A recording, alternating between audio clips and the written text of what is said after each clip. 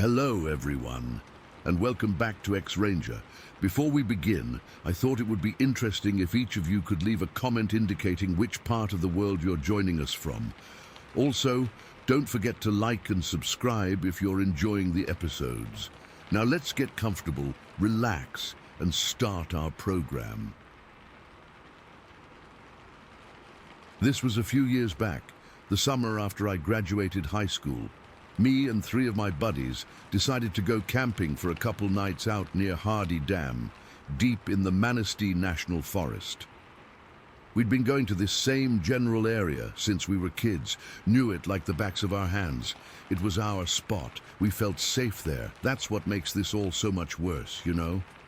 The place you feel safest is the place where the world just peels back for a second and shows you something you can't unsee. The day it happened was a perfect Michigan summer day. Hot, but not too humid. The kind of day where the sun filters through the pine trees and everything smells like warm dirt and pine needles. We'd set up our camp in this little clearing not too far from the river. It was a good spot, sheltered, with a decent fire pit already built by previous campers. We spent the day just messing around, skipping stones on the river, talking about stupid stuff, the future, whatever, normal kid stuff. The plan for that night was hot dogs over the fire. Classic.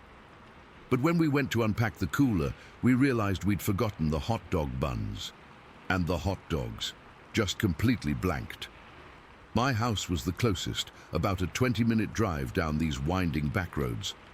Since it was my dad's car we'd taken, and I was the only one who really knew the way in the dark, I volunteered to run back and grab the food. I figured I'd be gone an hour, tops. The drive back was fine, a little eerie just because those forest roads get pitch black at night and your headlights just make these long, moving tunnels in the dark. But I'd done it 100 times. I got to my house, it was empty, my dad was out somewhere. I grabbed the hot dogs and buns from the fridge, didn't even bother with a bag, and headed right back out. I remember the silence of my house felt weird after being out in the woods with the guys. Too quiet. Driving back into the forest, the feeling started to shift. I can't really explain it. It was like the air got heavier. I had my windows down, and instead of just the smell of the forest, there was this thickness. I remember shrugging it off, telling myself I was just being stupid, spooked by the dark. I pulled the car off the main gravel road onto the even narrower 2-track that led to our campsite. I couldn't drive all the way in. We'd parked about 100 yards out and walked the rest of the way to be more secluded. So I pulled the car into the little dirt turnout we used, killed the engine, and got out. The second I closed the car door, the silence hit me. It was wrong. It's not that it was silent. The woods are never truly silent. There's always bugs, the rustle of leaves. This was a dead silence, a holding its breath silence. I stood there for a second just listening, holding this package of hot dogs and this bag of buns, feeling like an idiot. I could see the orange glow of our campfire through the trees, way off in the distance. It should have been comforting, but it just felt like a tiny, fragile little dot in a huge, dark ocean. I started walking down the path, my sneakers crunching on the dry leaves. The path opened up into this big, grassy clearing before it dipped down into the smaller clearing where our tent was. The moon was out, not full, but bright enough to cast shadows. And that's when I saw him. Well, I thought it was him. At the far edge of the clearing, maybe 100 yards away, standing right where the trees started up again, was a figure. It was just standing there, facing towards the glow of our campsite. My absolute first thought, was that it was my dad. It made sense, right? I'd just been at the empty house, maybe he'd gotten home, saw the hot dogs were gone, figured out where I was, and decided to come check on us. He knew this area too. Relief washed over me. The weird silence, the heaviness, it was just me being jumpy, and now here was my dad. Everything was fine. I grinned, shook my head at my own stupidity, and cupped my hands around my mouth. "Hey, Dad," I called out, my voice sounding way too loud in the stillness. The figure didn't turn around. It didn't wave, it just went perfectly still, and I mean perfectly, unnaturally still, like a statue. Then it stood up. That was the moment. That was the split second where my brain broke, because it wasn't just standing up straight. It unfolded. It had been in a sort of crouch, I realized, but in the moonlight, with the distance, I thought it was just a man standing normally. When it rose, it just kept going. It was huge. It must have added 2-3 feet to its height in one smooth, powerful motion. It was tall. So damn tall. I'm 6 feet tall, and this thing made me feel like a child, and it was covered in hair. Not fur, not like a bear. It was long, shaggy hair, dark brown or black, and I could see it. I could see it so clearly because the moon was shining right on it. The moonlight caught on that hair, and as the thing moved, the hair fluttered. It didn't move like an animal's coat. It moved like human hair, long and kind of matted, but all over its body. It turned its head and looked right at me. I didn't see its eyes, not clearly. They were just 2 dark pits in a darker, flat-faced shadow, but I felt its attention lock onto me. It was a physical sensation, like a pressure on my skin. All the air just left my lungs. We stood there for maybe 2 heartbeats, me frozen solid with this package of hot dogs in my hand, and this thing just staring at me from across the field. My brain was screaming, a high-pitched, wordless noise of pure error. Does not compute, does not compute. Then it ran. It didn't turn and lope away. It spun on its feet. 2 feet, it was definitely on 2 feet. And it sprinted.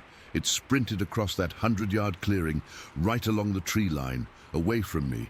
I've never seen anything move that fast in my life. I ran track in high school. I know what a fast human looks like. This wasn't human. This was a blur. Its legs pumped, powerful and terrifyingly long, and its arms swung. Its hair streamed out behind it, fluttering and waving in the wind of its own passage, glowing and shifting in the moonlight. It was silent too. No heavy footfalls, no crashing through the undergrowth, just this impossibly fast, fluid, silent sprint. It covered the entire length of that clearing in seconds.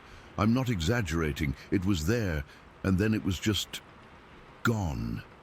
Vanished into the deep black of the trees. The whole encounter, from when I called out to when it disappeared, lasted maybe 10 seconds. 15 tops. I don't know how long I stood there. My legs were jelly. I was trembling all over. A fine, violent shake that started in my knees and went right up to my teeth, which were chattering. I was cold, ice cold, despite the warm night. I looked down at my hands. I was still clutching the hot dogs and the buns. My knuckles were white. I think I might have peed myself a little. I'm not ashamed to admit it. I was that terrified.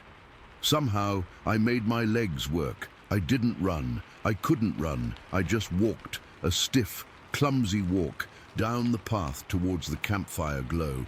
Every shadow was a monster. Every rustle of a leaf was it coming back for me. I kept expecting it to just step out from behind a tree. I could still see the image of it running, burned onto the back of my eyeballs. The sheer speed, the fluttering hair in the moonlight. I got back to camp. My friends were laughing, poking the fire with a stick. They looked up as I stumbled into the circle of light. "Dude, what took you so long?" one of them asked. I just stood there, probably pale as a ghost. I dropped the hot dogs and buns on the log we were using as a bench. "You okay, man? You look like you've seen a ghost." I tried to speak. My mouth was dry as dust. I thought I saw something," I managed to croak out. "They just laughed. Probably a deer, man, or a raccoon. You're spooked from the drive." I didn't correct them. What was I supposed to say? I saw a 9-foot-tall, hairy man-thing that ran faster than a car and stared into my soul. They would have laughed me out of the forest. So I just nodded, sat down by the fire and tried to stop shaking. I couldn't get warm. The fire felt like it was giving off no heat at all. We cooked the hot dogs. I didn't eat mine. I just stared into the flames, seeing that thing run over and over again in my head. My friends chatted around me, their voices sounding far away, like they were at the end of a long tunnel. I was completely detached, wrapped in a blanket of pure, cold fear. About an hour later it started. Tink, a small sound, a pebble landing in the fire. We all looked up. "What was that?" one of my buddies said. "Probably a pine cone or something falling," another one replied. We went back to talking. A few minutes later, tink, tink. 2 pebbles this time. They landed just outside the ring of stones, in the dirt. "Okay, that's weird," the first friend said, standing up. He peered out into the darkness. "Hello?" Silence. We all fell quiet, listening. The normal night sounds had returned, crickets, frogs, but now they felt like a cover for something else. We sat there for a good 5 minutes, not saying a word, just straining our ears. Nothing happened. Then, from a different direction, from the other side of the camp, tink, tink, tink, tink, tink. A little shower of pebbles, like someone was gently tossing a handful of gravel at us. We all jumped. "What the hell?" someone whispered. We grabbed our flashlights, shining them out into the trees. The beams just cut through the darkness, illuminating trunks and leaves, but nothing else. No movement, no eyes shining back. "Kids messing with us?" one friend suggested, but his voice was shaky. We were miles from anyone else. No other cars at the trailhead. It wasn't kids. The pebbles kept coming, not constantly, but every 10 or 15 minutes, always from a different direction. It was like we were being circled. It wasn't aggressive, not like someone trying to hurt us. It was testing, probing. It felt like we were being watched, and whoever, whatever, was watching us was just letting us know it was still there, that it could get closer if it wanted to. My friends were freaked out, but they were still trying to rationalize it. Maybe it's a weird animal. Maybe the trees are dropping stuff. I knew with a cold, sick certainty in my gut. It was the thing from the clearing. It had followed me back. It knew where I was. Every tink was a little electric jolt of terror straight up my spine. I couldn't take it. The image of it standing up, the memory of its speed, combined with this slow psychological torture was just too much. I felt like I was going to scream or vomit or both. I stood up. My legs were still weak. "I'm leaving," I said. My voice was flat. My friends stared at me. "What?" "Dude, it's probably nothing. Don't be a baby." "I'm not feeling well," I lied. It was the only thing I could think to say. "I think I'm gonna crash at home. I'll come back and get you guys in the morning." I didn't wait for an argument. I started grabbing my stuff, my sleeping bag, my backpack. My hands were shaking so bad I could barely roll the bag up. "Seriously, man, you're just gonna leave us out here?" I couldn't look at them. I was filled with so much shame and fear. It was a physical pain in my chest. I was abandoning my friends, but the alternative, staying there another minute, another second, with those pebbles falling out of the dark, was unthinkable. "I'm sorry," I mumbled, and I turned and I walked away from the fire, back up the path towards the car. I didn't run. I was too scared to run. I felt like if I ran, it would trigger a chase. I just walked, my back crawling, expecting at any moment to feel a huge, hairy hand clamp down on my shoulder or to hear the sound of it sprinting towards me. The walk to the car was the longest walk of my life. Every second felt like an hour. I got in, locked the doors, and started the engine. I didn't turn the lights on right away. I just sat there in the dark, listening to the engine run, my heart hammering against my ribs.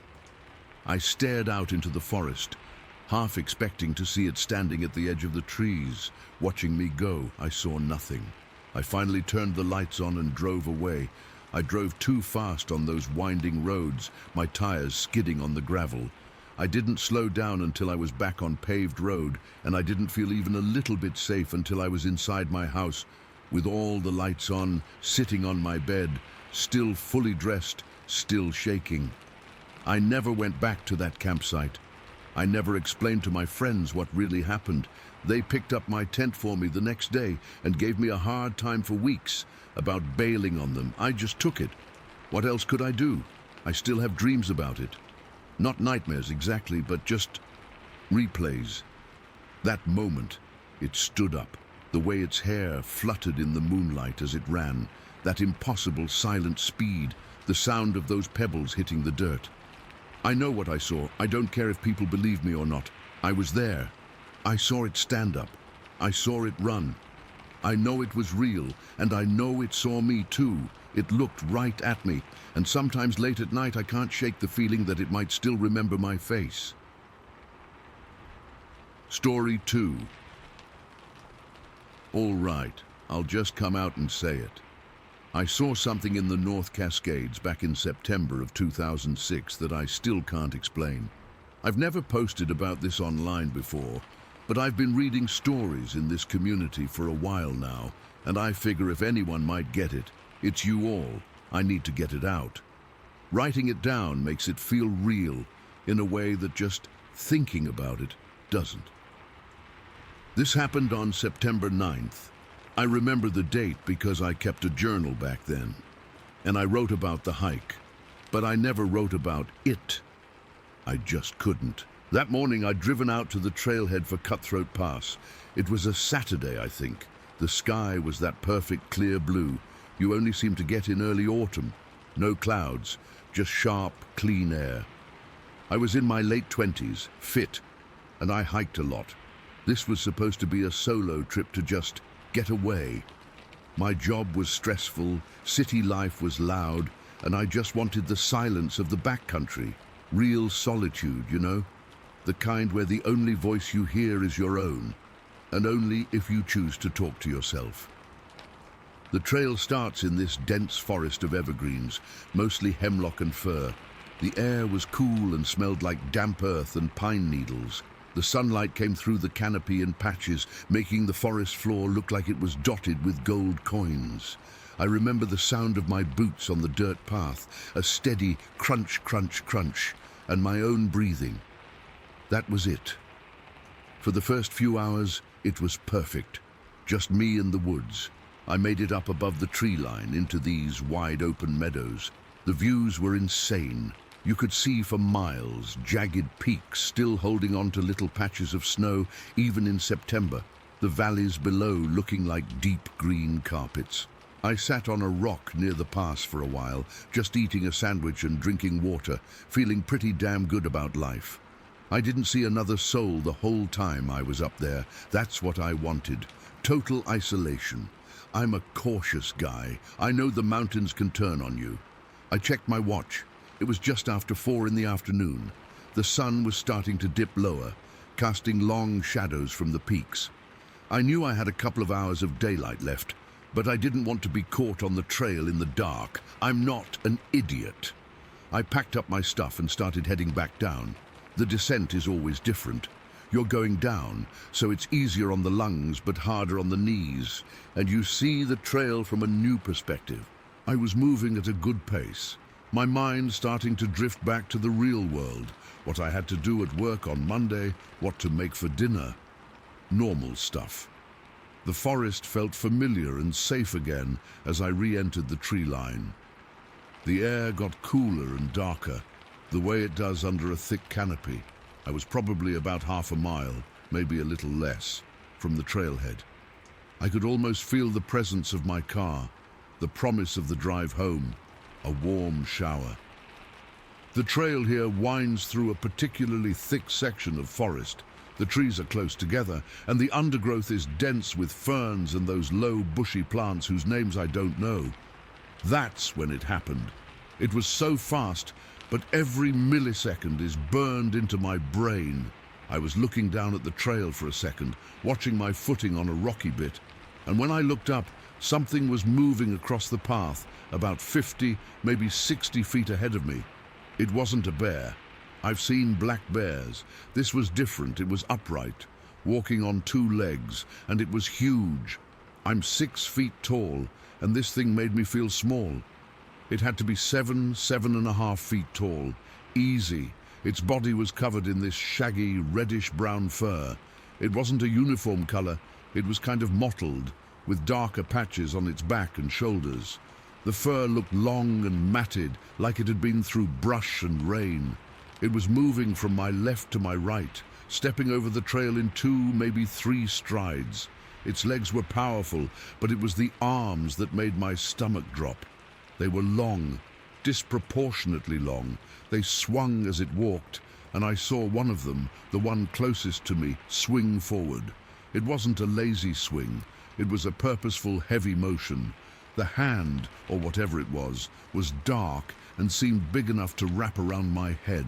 Its head was sort of conical, sloping back from its brow. I didn't see its face clearly. It was turned slightly away from me, looking in the direction it was going. I got an impression of a heavy brow ridge, but no details. The whole thing lasted maybe 3 seconds.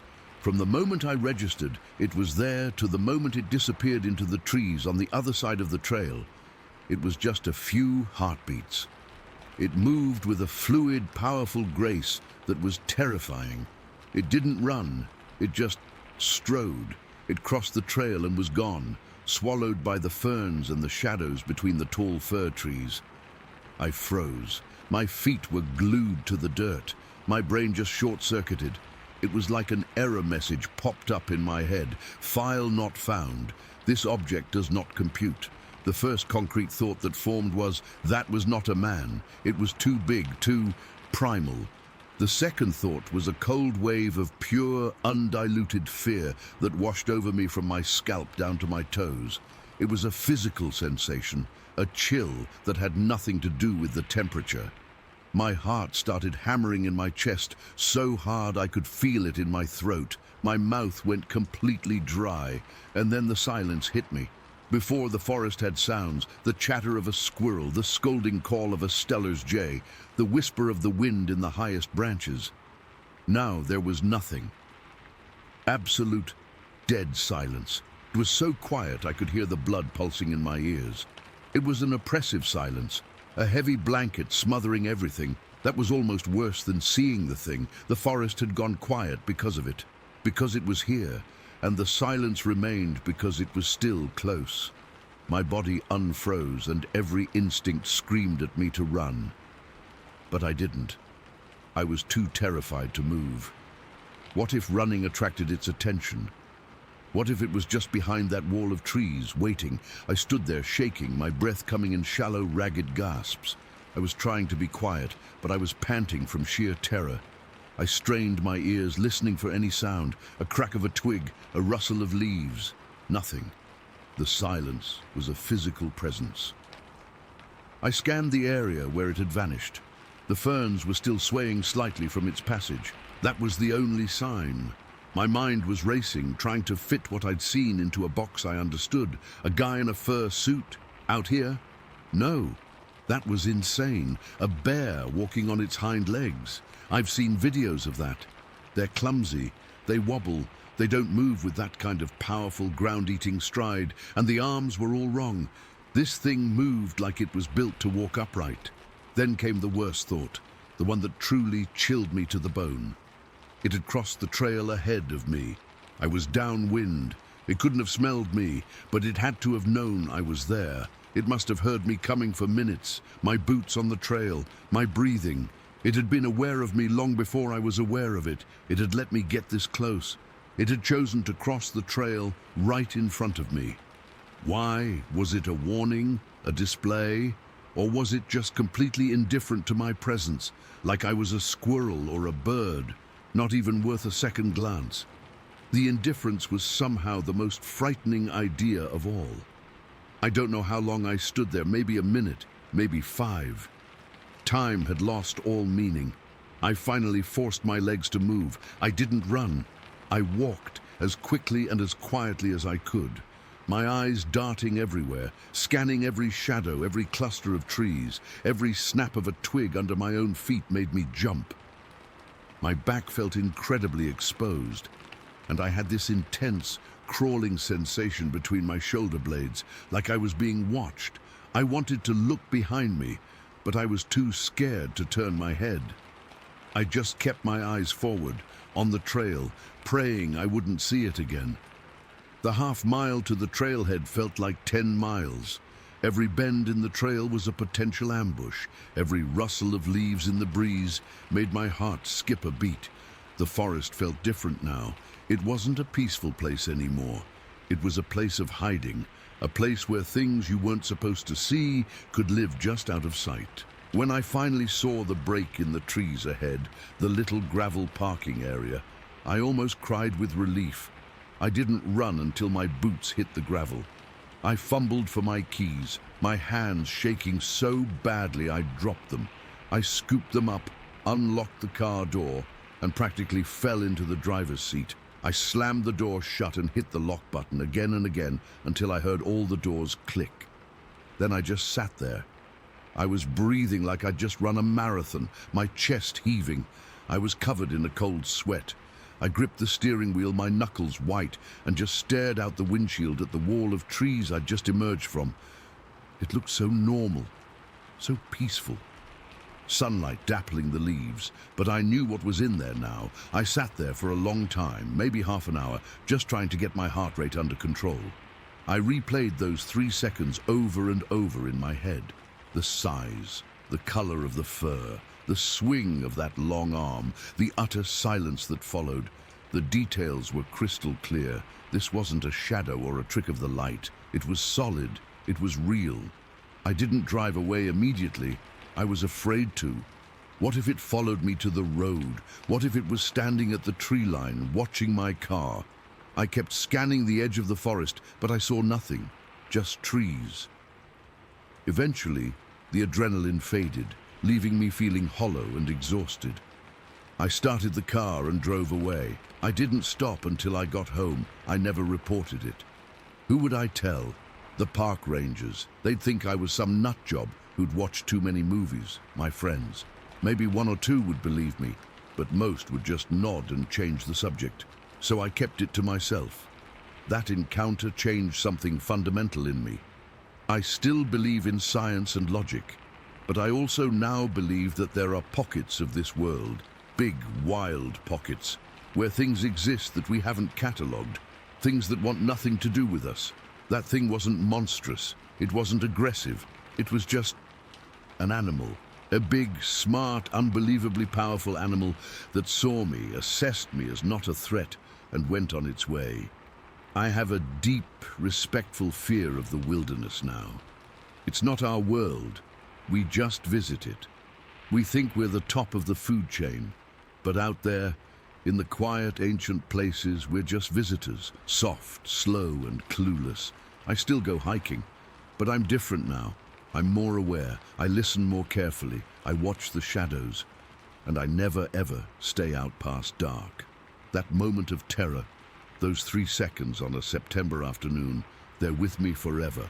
I saw something I can't explain, and the not knowing, the sheer impossibility of it, is a ghost that has never left me. I just saw it, and then it was gone.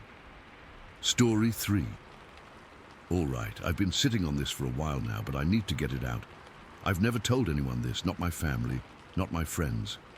I guess I'm posting here because you all might actually get it. I don't know where else to put it. So, this was back in late August, a few years ago. I'd driven down from British Columbia, just across the border, for a solo trip. I needed to get away from everything for a bit. Work was a grind. Life felt like it was on a loop. I'd always been drawn to Mount St. Helens. The whole story of the eruption, the devastation and the regrowth, it just fascinated me. Spirit Lake was the main draw. I'd seen pictures of the blown down trees, the grey landscape, and how life was creeping back. It sounded like the perfect place to just be alone and reset. I'd heard the Bigfoot stories, of course. Who hasn't? I'm from BC, we've got our own Sasquatch legends up there, but I always dismissed it as nonsense. Fun campfire stories, maybe, or misidentified bears, but nothing real. I remember laughing about it with a buddy before I left. He'd joked, "Don't let the Squatch get you," and I'd just waved him off. Yeah, funny. The drive down was beautiful. I crossed the border at Peace Arch, Just me and my beat-up SUV packed with camping gear. I got to the Mount St. Helens area in the afternoon. The sky was this incredible clear blue, not a cloud in sight. After I paid the entry fee and got my pass, I started winding my way up the roads towards the lake. The landscape changes as you climb. You go from dense green forest to these vast open areas of grey, the blast zone. It's eerie and beautiful at the same time. The trees are all laid down like toothpicks, all pointing away from the mountain, and it just goes on for miles. I found a small pull-off parking area not far from the lake shore. There were a couple other cars there, but it was quiet. I figured they were probably farther down the trails. I grabbed my water bottle and my jacket. Even in summer it can get chilly up there, and decided to just walk along the shore for a bit. I didn't have a real plan. Just walk, look at the water, maybe find a spot to sit and just breathe. The lake itself it's hard to describe. It's huge, and the water is this dark, deep blue. The surface was like glass, perfectly still. And all around the shore, these thousands of bleached grey tree trunks are just floating in the water, packed together like a giant's game of pickup sticks. It's silent, not just quiet, but a heavy, profound silence. The only sounds were my own footsteps on the rocky shore, and the occasional far-off cry of a bird. The air smelled clean, a mix of pine and cold water, and that faint, dusty smell of volcanic ash that still seems to hang in the place. I was just walking, my mind wandering, kicking a few small stones into the water. I was looking at the mountain across the lake, its top blown off, a reminder of how powerful nature is. I remember feeling small, but in a good way. Like my problems were tiny and insignificant out here.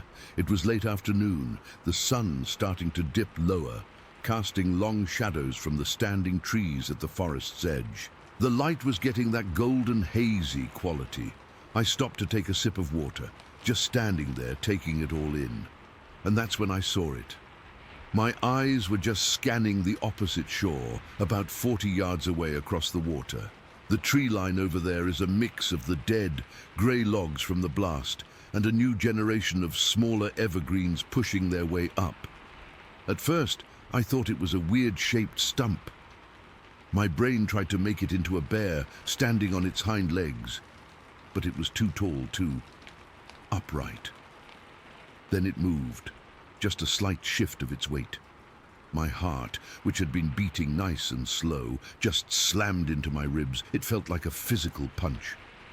I froze, my water bottle halfway to my lips. I slowly lowered my arm, my eyes glued to it. It was a figure. A tall, broad figure, standing right at the edge of the trees. It was covered in dark, shaggy hair, like a wet bear. But it wasn't a bear. The proportions were all wrong.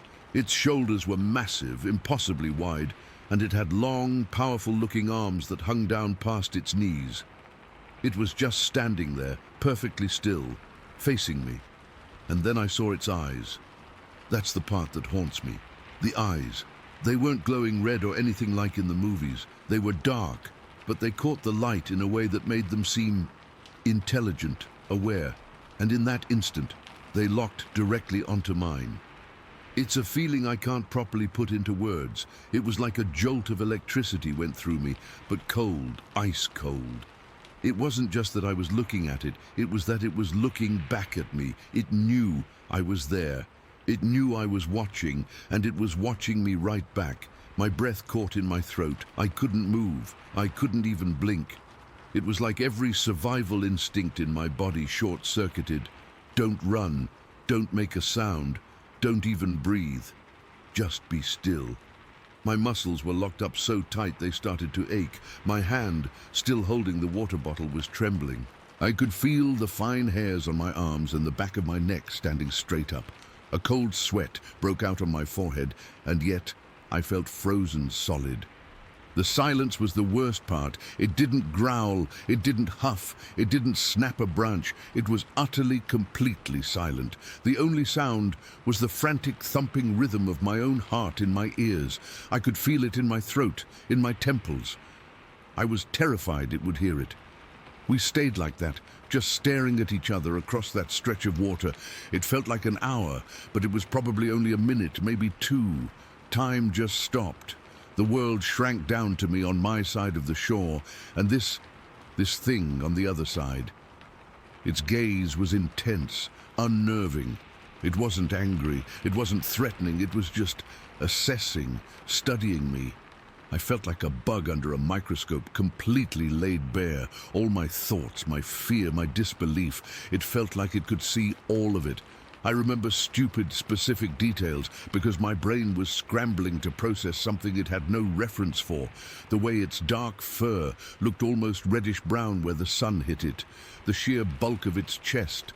The way its head was slightly tilted, just a fraction, as if it was curious. The fact that its feet were huge, and it was standing firmly on the ground, not like an animal about to bolt. It was planted. It belonged there. I was the visitor. Then, without any warning, it moved. It didn't startle or jump. It just took a single, slow step backwards, its eyes never leaving mine. It was a smooth, deliberate movement, like it had all the time in the world. Then another step, and its massive form began to merge with the shadows of the trees. The dark fur blended into the gloom under the canopy. One moment it was there, a solid, real thing, and the next, it was just gone. It simply dissolved into the forest.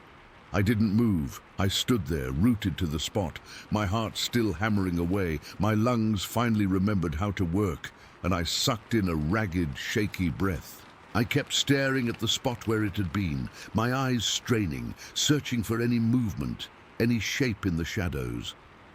Nothing. The forest was just a wall of trees and silence again. The spell was broken, and pure, unadulterated fear flooded in. What if it was circling around? What if it wasn't alone? The thought sent a fresh wave of ice through my veins. I had to get out of there. I turned around, my legs feeling like jelly, and started walking back towards my car. I didn't run. I was too scared that running would trigger a chase response, like with a dog. I walked as fast as I could without breaking into a sprint, my head on a swivel, constantly looking behind me, scanning the trees on my side of the shore. Every snap of a twig under my own feet made me jump. Every rustle of leaves in the breeze made my stomach clench. The walk back to the car felt 10 times longer than the walk out.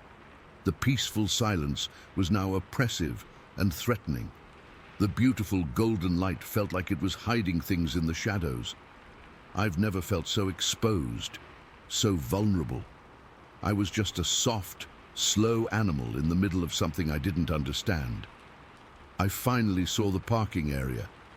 There was one other car there now, a minivan. The sight of it, something so normal, so human, almost made me cry with relief. I fumbled with my keys, my hands shaking so badly I dropped them on the gravel. I snatched them up, unlocked the door, and practically fell into the driver's seat. I locked the doors immediately, the sound of the locks engaging like a shield going up. I just sat there for a few minutes, gripping the steering wheel, trying to catch my breath. I looked out at the lake, at the spot across the water. It was just trees, peaceful, quiet trees. I started the car and pulled out, my tires spitting gravel.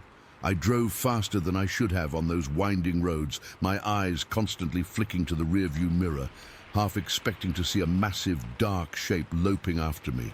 I didn't stop until I was back in a town, surrounded by streetlights and people. I got a motel room for the night. I didn't sleep. I just sat on the edge of the bed, replaying it over and over in my head. I didn't take any photos. The thought never even crossed my mind. When it was happening, my phone was in my pocket, but I was so paralyzed, so consumed by that direct, silent communication, that grabbing a camera would have been as impossible as flying. I didn't tell anyone. Who would believe me? I wouldn't have believed me. That was it. That was the whole encounter. No roar, no chase, no footprints to photograph. Just a long, silent look across a lake. And then it was gone. But it changed me. I went from someone who thought the whole Bigfoot thing was a silly joke to someone who knows. I don't just believe, I know. I saw it. I felt its presence. I felt the weight of its intelligence. It wasn't a monster. It was just there, and it saw me. I still think about it all the time, especially at night. I'll just be lying in bed and the memory of those eyes will pop into my head. That feeling of being utterly seen and known by something that shouldn't exist, and a chill will go right through me.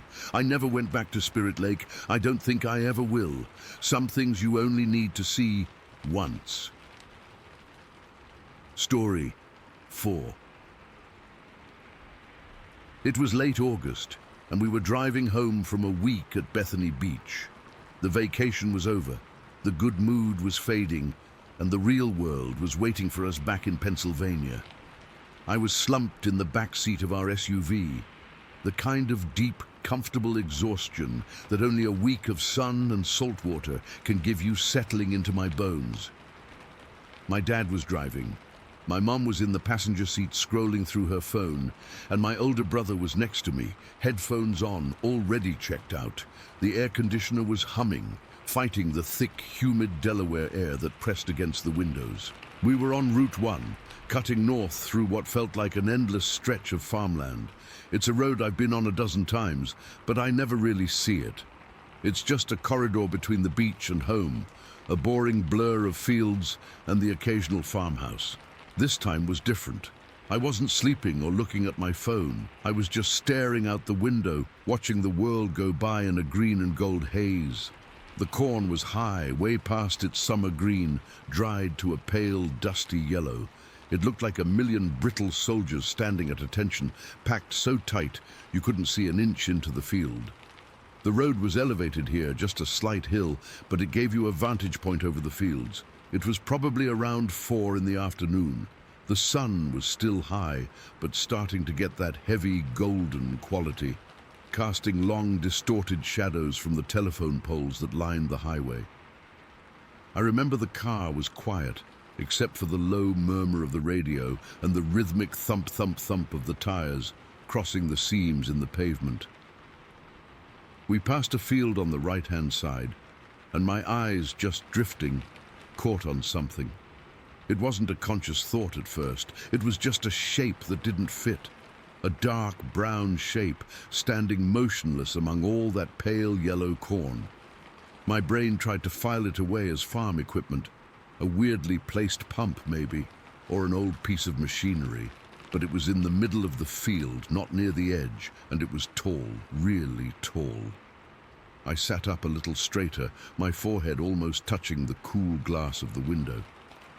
The car was doing about 60, but because we were on this little rise, my view was clear and steady for what felt like a long time. I counted in my head later. It was probably only about 10 seconds, but in that 10 seconds, my entire reality shifted. It was a figure, a dark brown, almost black figure. It was standing on 2 legs, completely upright. It was wider than a person. I could tell that even from the road. I'd estimate it was about 300 feet away, deep in the field. The corn stalks came up to its mid-thigh, and this thing was towering over them. My mind started racing, trying to find a box to put this in. A scarecrow? No, scarecrows are flimsy, sad things. This was solid. A person in a ghillie suit? Why would anyone be standing stock still in the middle of a cornfield in the late August heat? A bear? Bears don't stand straight up like that, and the proportions were all wrong. This is when the first cold trickle of fear started in my gut. It wasn't a full-blown panic yet, just a deep, unsettling wrongness. The shape was bipedal, that was undeniable, but its shoulders were massive, sloped, and it had no visible neck. Its head seemed to sit directly on its shoulders, a dark, blocky shape. The arms were long, too long, hanging down at its sides. It was just standing there, facing the road, facing me. I felt a chill that had nothing to do with the air conditioning. My mouth went dry. I remember my hand gripping the handle of the car door, my knuckles turning white. I couldn't look away. I was transfixed. My heart started thudding against my ribs, a hard, heavy beat that felt like it was shaking my whole body. This was the moment the pieces clicked together in the worst possible way. Bigfoot. The word screamed in my head, a stupid, ridiculous word from TV shows and silly stories. But there was nothing silly about this. This was a primal, gut-level recognition. This was something I was not supposed to see. I tried to speak, to get someone else's attention. "Hey," I croaked. It came out as a whisper. My brother had his eyes closed, his music leaking faintly from his headphones. My mom was still on her phone. My dad was focused on the road.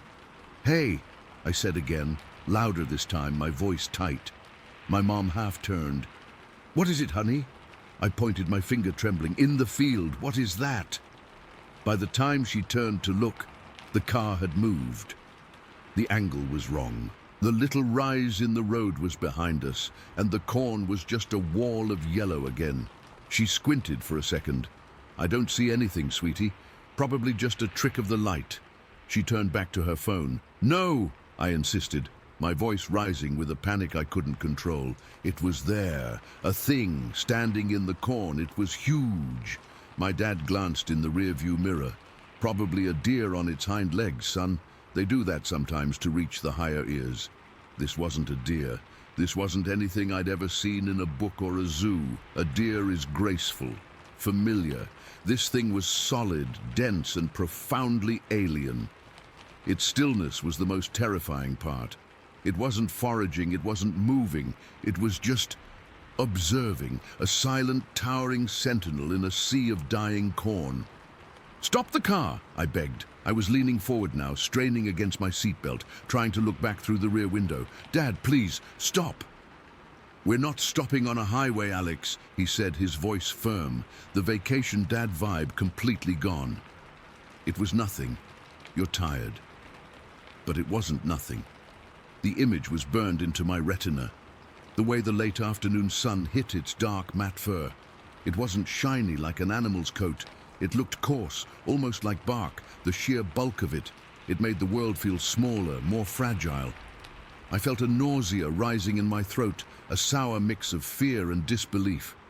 I kept my face pressed to the window, staring back until the field was a speck in the distance. My mind was reeling. I fumbled for my own phone, my hands shaking so badly I could barely type. I opened the Maps app. We were somewhere near Milton, Delaware. I knew that much from the last sign I'd seen. I tried to pinpoint the spot, to mark it, to have some kind of proof for myself, but it was useless. One cornfield looks exactly like the next. There was no landmark, no unique barn, no distinctive tree line. It was just a stretch of Route 1, somewhere between Bethany Beach and somewhere else. The anonymity of the location made it feel even more sinister, like it was a secret that belonged only to that patch of land, and I had just accidentally glimpsed it.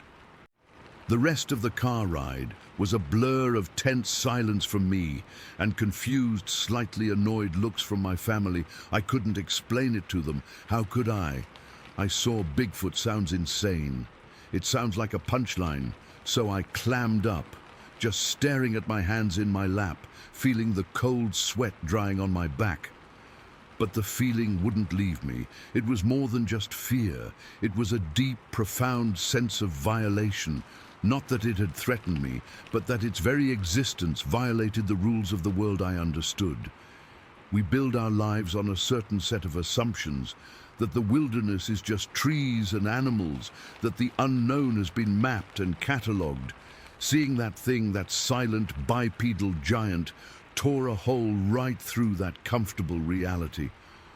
It was a reminder that there are still blank spots on the map, and that things can live in those blank spots that we can't even imagine. For days afterward, I was jumpy. Every shadow in the woods behind my house looked menacing. The normal night sounds seemed louder, more intentional. I fell down a rabbit hole online, reading every account I could find of people seeing similar things in the Delaware and Maryland forests. The descriptions were always the same. The immense size, the unnatural stillness, the dark fur, the overwhelming feeling of being in the presence of something ancient and powerful. Reading those stories didn't make me feel better. It made the hole in my reality feel wider. This wasn't a one-off hallucination. Other people had seen it. They felt the same soul-deep terror. I've tried to rationalize it. A trick of the light for 10 full seconds? A person in a suit in the middle of a sweltering, inaccessible cornfield? A bear? I've seen bears, that was no bear. No, I know what I saw. I saw something that shouldn't be. I saw it standing there in that field of dried corn under the August sun, as still as a mountain. And the most chilling part, the part that keeps me up at night, wasn't any sound it made or any move it threatened. It was its silence, its absolute, total silence. It just stood there watching the cars go by, a secret hidden in plain sight. And sometimes, when I'm trying to fall asleep, I can still see it perfectly, burned into the back of my eyelids, and I wonder if, for just those 10 seconds, it was watching me back. Story 5. Okay, I'll try to write this. It's not something I talk about ever. My hands are actually shaking a little just typing this out, even now, months later. But I've been reading stuff on here for a while, and I figure if anyone might get it, it's you guys. I just need to get it out.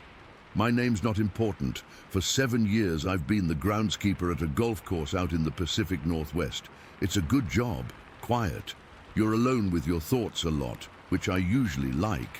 The course is beautiful, all manicured greens and fairways, but it's edged by this thick, old-growth forest.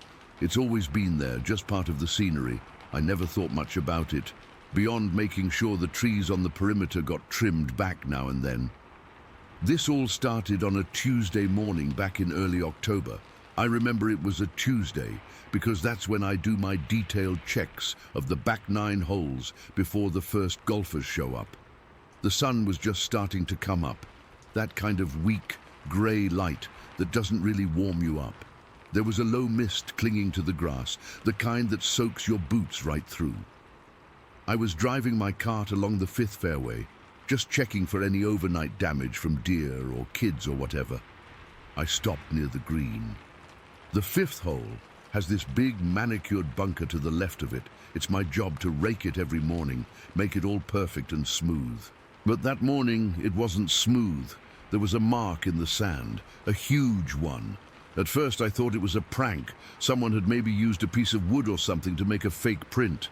But as I got closer, kneeling down in the damp sand, my coffee thermos forgotten in the cart, I knew it wasn't a prank. It was a handprint, but it wasn't a human handprint. I mean, it had a palm and 5 fingers, but it was just wrong. The palm was way too broad, like someone had pressed a dinner plate into the sand. And the fingers were long, freakishly long, and they looked like they had an extra knuckle or something. The whole thing was sunk deep.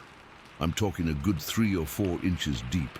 The sand was compacted hard at the bottom of the print. Whatever made this, it was heavy, really heavy, and it had just reached into the bunker and pressed down. There were no other prints around it, no footsteps leading to or from it. It was just this one impossible handprint in the middle of a perfectly raked sand trap. My heart was thumping in my ears. I'm a practical guy. I fix sprinklers. I mow grass. I deal with facts. This wasn't a fact I had a box for. I fumbled my phone out of my pocket and took a bunch of pictures. The flash went off, making the deep shadows in the print look even darker. I felt stupid doing it, but I had to have proof. I didn't know what I was proving, but I needed it. I finished raking the bunker, smoothing over the print, my eyes constantly darting towards the tree line, maybe 30 yards away. The woods suddenly didn't look so peaceful. They looked dark. Full. The rest of the morning was a blur. I did my work, but my head wasn't in it. Every little noise, a squirrel scrambling up a tree, a bird taking flight, made me jump. I kept going back to the pictures on my phone, zooming in. The detail was unsettling. You could see the texture of the skin or whatever it was in the sand. It looked rough, almost like the bark of a tree. Later, around 10 in the morning, I was checking the sand traps on the 10th hole. This one is closer to the woods, maybe only 15 yards from the tree line. And there it was again, another print. But this one was a footprint. It was in the soft sand at the edge of the trap, as if whatever it was had taken one step out of the woods and into the manicured world. It was massive. I wear a size 12 boot, and I put my foot next to it. This thing was easily 18 inches long and wide, like a shovel. The shape was humanoid, but again wrong. The arch was really high, and the toes, they looked like they were all the same length, just long, thick digits pressed into the sand. It was so deep, the weight of the thing was just staggering to think about. That's when the pieces started clicking together in a way I really didn't like. The handprint, this footprint. I started looking around, really looking, not just doing my job. I saw things I'd probably seen before, but written off. A broken branch on a young maple tree, snapped about 7 feet off the ground. The break was fresh, the wood underneath still pale and wet. I saw patches of grass between the 10th green and the woods that were flattened down. Not like a deer bed, but like something heavy had walked through just once, pushing the grass down in a single wide path. There were faint trails, not proper paths, but lines of slightly disturbed leaves and bent under ferns leading from the woods out towards the course. They were subtle. You wouldn't see them if you weren't looking for them. My mouth was dry. I felt cold despite the sun finally burning through the mist. I got back on my cart and drove slowly along the perimeter, my eyes glued to the forest edge. That's when I saw it. On a thorny bush, right where one of those faint trails met the fairway, there was a clump of hair. It was caught on the thorns, a big wad of it, dark brown, almost black. It was coarse, thicker than any dog hair I'd ever felt. It wasn't soft like deer fur. It was more like the bristles on a really stiff scrub brush, but longer. Some of the strands were 5 or 6 inches long. I didn't want to touch it. I just stood there, staring at it. The air felt still. The usual morning birdsong had gone quiet. I'm not an idiot. I know what people talk about in these woods. Bigfoot, Sasquatch. I'd always laughed it off. But standing there, looking at that hair, feeling the silence pressing in on me, I wasn't laughing. I got a Ziploc bag out of my cart. I use them for storing small parts sometimes, and I carefully, so carefully, pulled the hair off the thorns and dropped it into the bag. It felt weirdly heavy. I sealed the bag and put it in my chest pocket. It felt like it was burning a hole through my shirt. I couldn't focus on work anymore. I called my boss and told him I had a family emergency, which was a lie, and I left. I drove straight to my friend Mark's place. Mark isn't a cryptozoologist or any of that nonsense. He's a biologist, works for the state. He's the most skeptical, level-headed guy I know. I needed someone to tell me I was being crazy.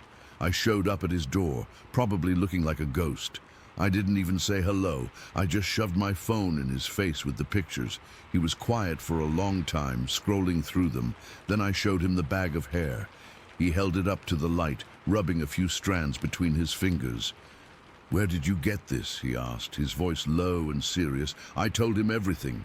The handprint, the footprint, the broken branches, the trails. He listened without interrupting. When I finished, he just nodded. "Let's go take a look," he said. So we went back. It was around 2 in the afternoon by then. The sun was high, but the course was empty because it was a weekday. Driving back onto the property, the feeling of dread settled back into my stomach like a stone. We went to the sites. The sand traps had been raked by the afternoon crew, so the prints were gone. But I showed him where they were. He took his own pictures of the broken branch, measured the height of the break. He examined the flattened grass, kneeling down and looking at the direction of the crush. He was quiet, methodical. His silence was worse than if he'd laughed at me. We ended up standing near the 10th green, right by the bush where I'd found the hair, looking into the woods. The trees were thick, a wall of green and shadow. We were just talking in low voices, him asking questions, me pointing, and then we heard it. It didn't come from far away. It came from just inside the tree line, maybe 20, 30 feet in. It was a sound I have never heard before and hope I never hear again. It wasn't a growl, it wasn't a roar. It was a heavy guttural grunt, a deep resonant huff that came from a chest far larger than a bear's. It was low, but it carried so much power that I felt it in my bones, a vibration in my teeth. It was a sound of pure, raw strength, and it was pissed off.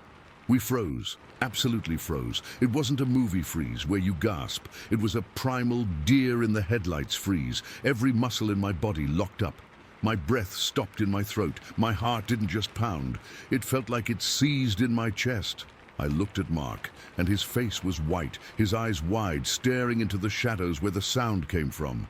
He looked terrified, and if a guy like him was terrified, I knew we were in real, serious trouble. The sound didn't repeat. The woods were silent again, but the silence was now 1,000 times more terrifying than the noise had been. It was a listening silence. After what felt like an hour, but was probably only 10 seconds, Mark whispered, "We need to go. Now." We didn't run. We backed away slowly, never taking our eyes off the tree line. I could feel the thing in there watching us. I could feel its eyes on me. It's a feeling you can't describe, you just know it. It's a pressure, a weight on your soul. We got to the cart, got in, and I drove us back to the maintenance shed without saying a word. My hands were gripping the steering wheel so tight my knuckles were white. Mark took the hair sample and some soil from the flattened grass area. He left in a hurry, still looking spooked. He just said, "I'll call you." And that was it. I was alone again in the shed. The afternoon was winding down. I should have gone home, but I couldn't. That feeling of being watched was gone now, replaced by a morbid, crawling curiosity and a stupid kind of bravery that only comes after the worst of the fear has passed. I kept looking out the window towards the 10th hole. I had to know, I had to see. I took a heavy flashlight, even though it was still daylight, and I walked back. I didn't take the cart. I walked, every sense on high alert. The air was still. No birds, nothing. I stood at the edge of the woods, right where we'd heard the grunt. I took a deep breath, and I stepped in. The temperature dropped immediately. The light got dim, filtered through a thick canopy. The ground was soft with decades of fallen leaves. I walked slowly, trying to be quiet, my heart hammering against my ribs. I counted my steps. 20 paces in, 25. The golf course was still visible behind me, a bright rectangle of sanity. At 30 paces in, I saw it. It wasn't a nest, it was a shelter. It was made of big branches, some of them as thick as my arm, woven together in a kind of crude dome against the base of a giant cedar tree. They were layered with huge fronds of ferns and big broad leaves. It was big. I'm 6 feet tall, and this thing was at least 6 feet wide and 5 feet tall. It wasn't something a hiker would build. It was too big, too crude, too permanent looking. The ground in front of it was completely flattened, worn bare of leaves and vegetation. It smelled, not a bad smell, like rot, but a strong, musky animal smell, like wet dog and earth and something else, something wild and old, and that's when the fear came back, 10 times stronger than before. This wasn't just a passing thing. This was a place where something lived, something that had built this, something that was big enough and smart enough to make a home here, just a stone's throw from where people played golf every day. I didn't investigate further. I didn't peek inside. Every instinct in my body was screaming at me to get out. This was its space. I was an intruder. I backed away, my eyes fixed on that dark opening of the shelter. I expected to see movement, to see a shadow detach itself from the deeper shadows. I backed all the way out of the woods, stumbling over a root in my hurry, and when I broke back out into the sunlight on the fairway, I almost fell to my knees. I just stood there, breathing hard, the smell of that place still in my nose. A few days later, Mark called. His voice was flat professional, but I could hear the unease underneath. "I ran the hare," he said. "It's not deer, it's not coyote, it's not raccoon, it's not bear." I compared it to everything in the database. It doesn't match anything. I can't tell you what it is. That was it. No answers. Just a bigger question. That was months ago. I still work there. I need the job. But it's different now. Every morning when I drive out on the course in the pre-dawn dark, I feel it. The feeling of being watched. It's a constant, low-level hum of anxiety that never really goes away. I don't go near the wooded edges anymore. I hurry through the back nine. The photos are still on my phone. The bag of hair is in my locker at the shed.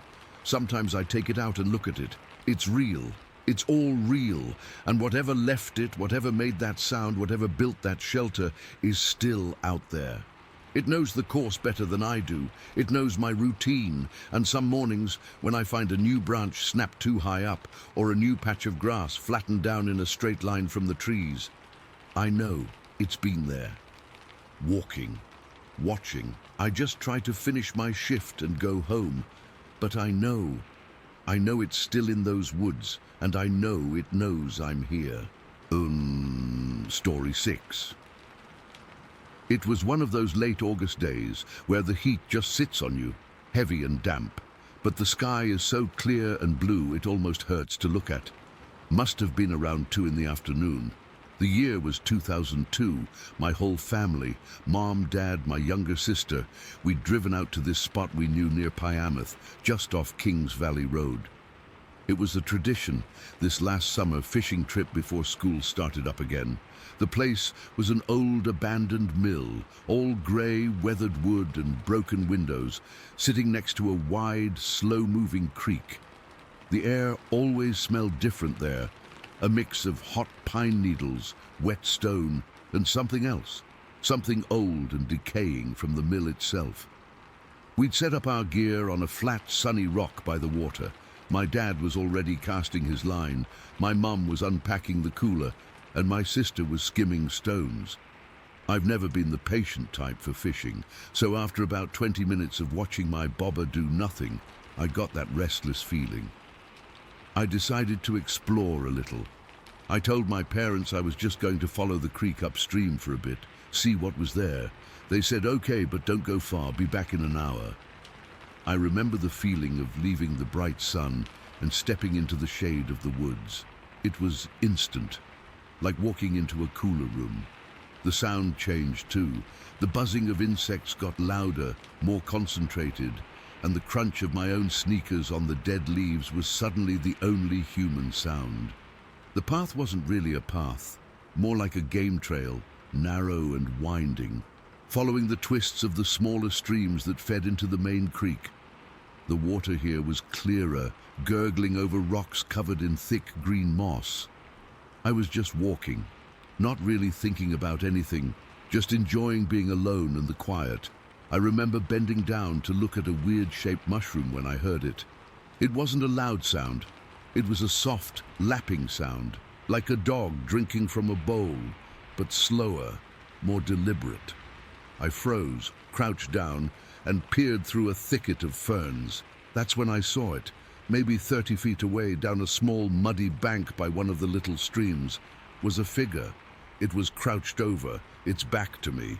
My first stupid thought was that it was a man, some homeless guy maybe, but that thought evaporated in a split second. It was lean but powerfully built, and it was definitely on 2 legs, crouched in a way a person couldn't comfortably hold for more than a few seconds.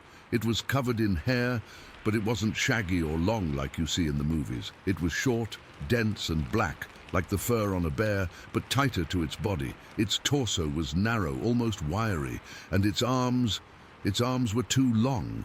They hung down, and its hands were dipped into the water, and that's the detail that's burned into my brain. Its hands, they were huge, and they were cupped, bringing water up to its mouth to drink, just like a person would.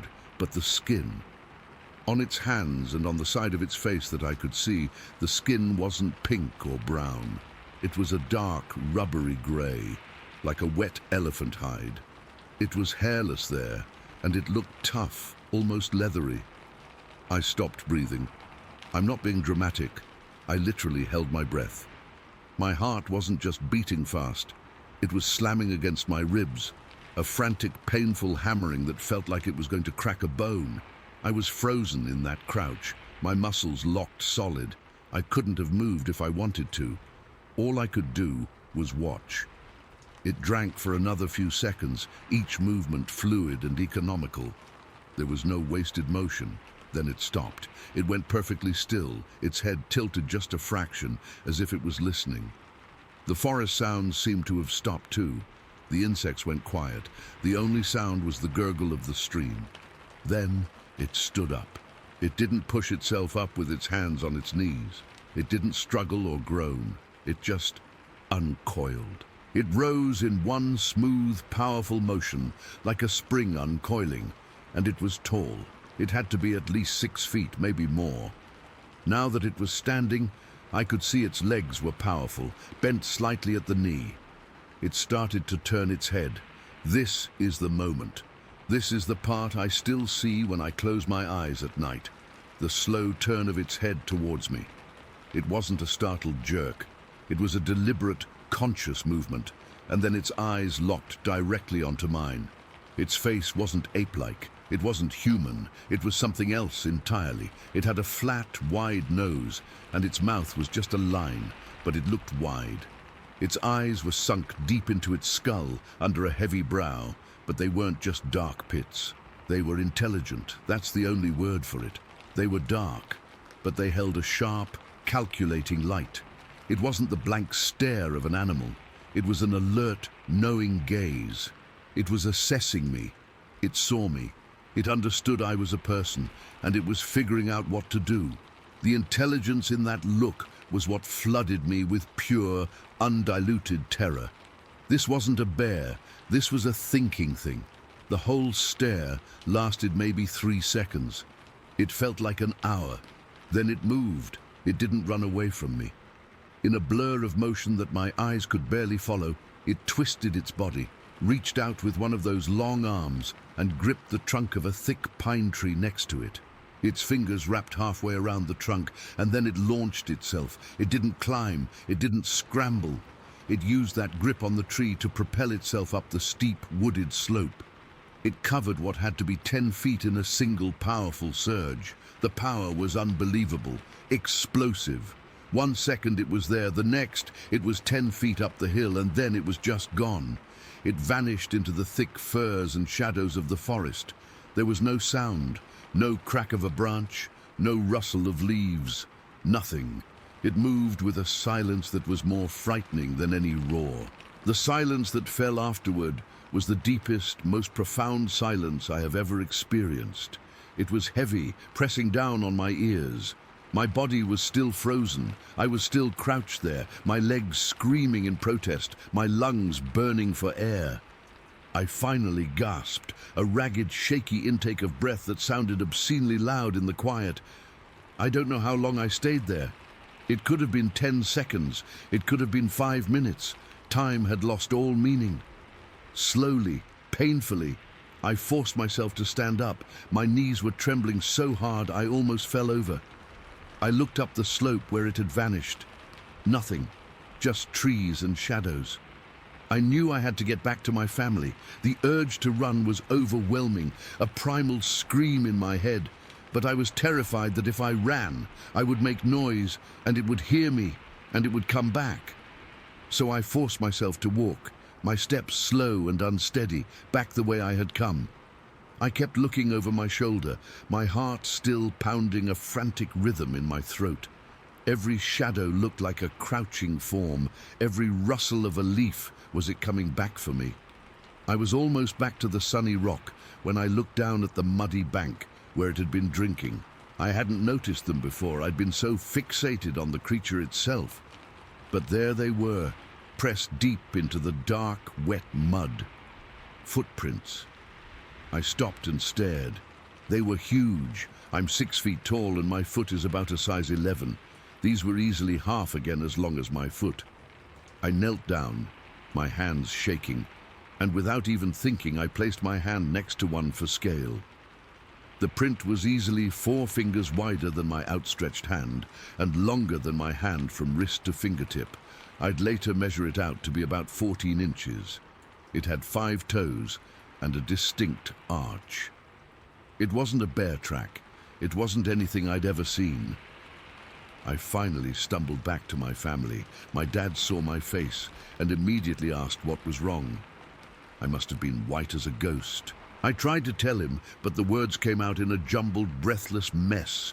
There was something by the stream, big. It looked at me. My dad, being a dad, grabbed his fishing rod like a club and went to look. He came back 10 minutes later saying he didn't see anything, just some weird tracks in the mud.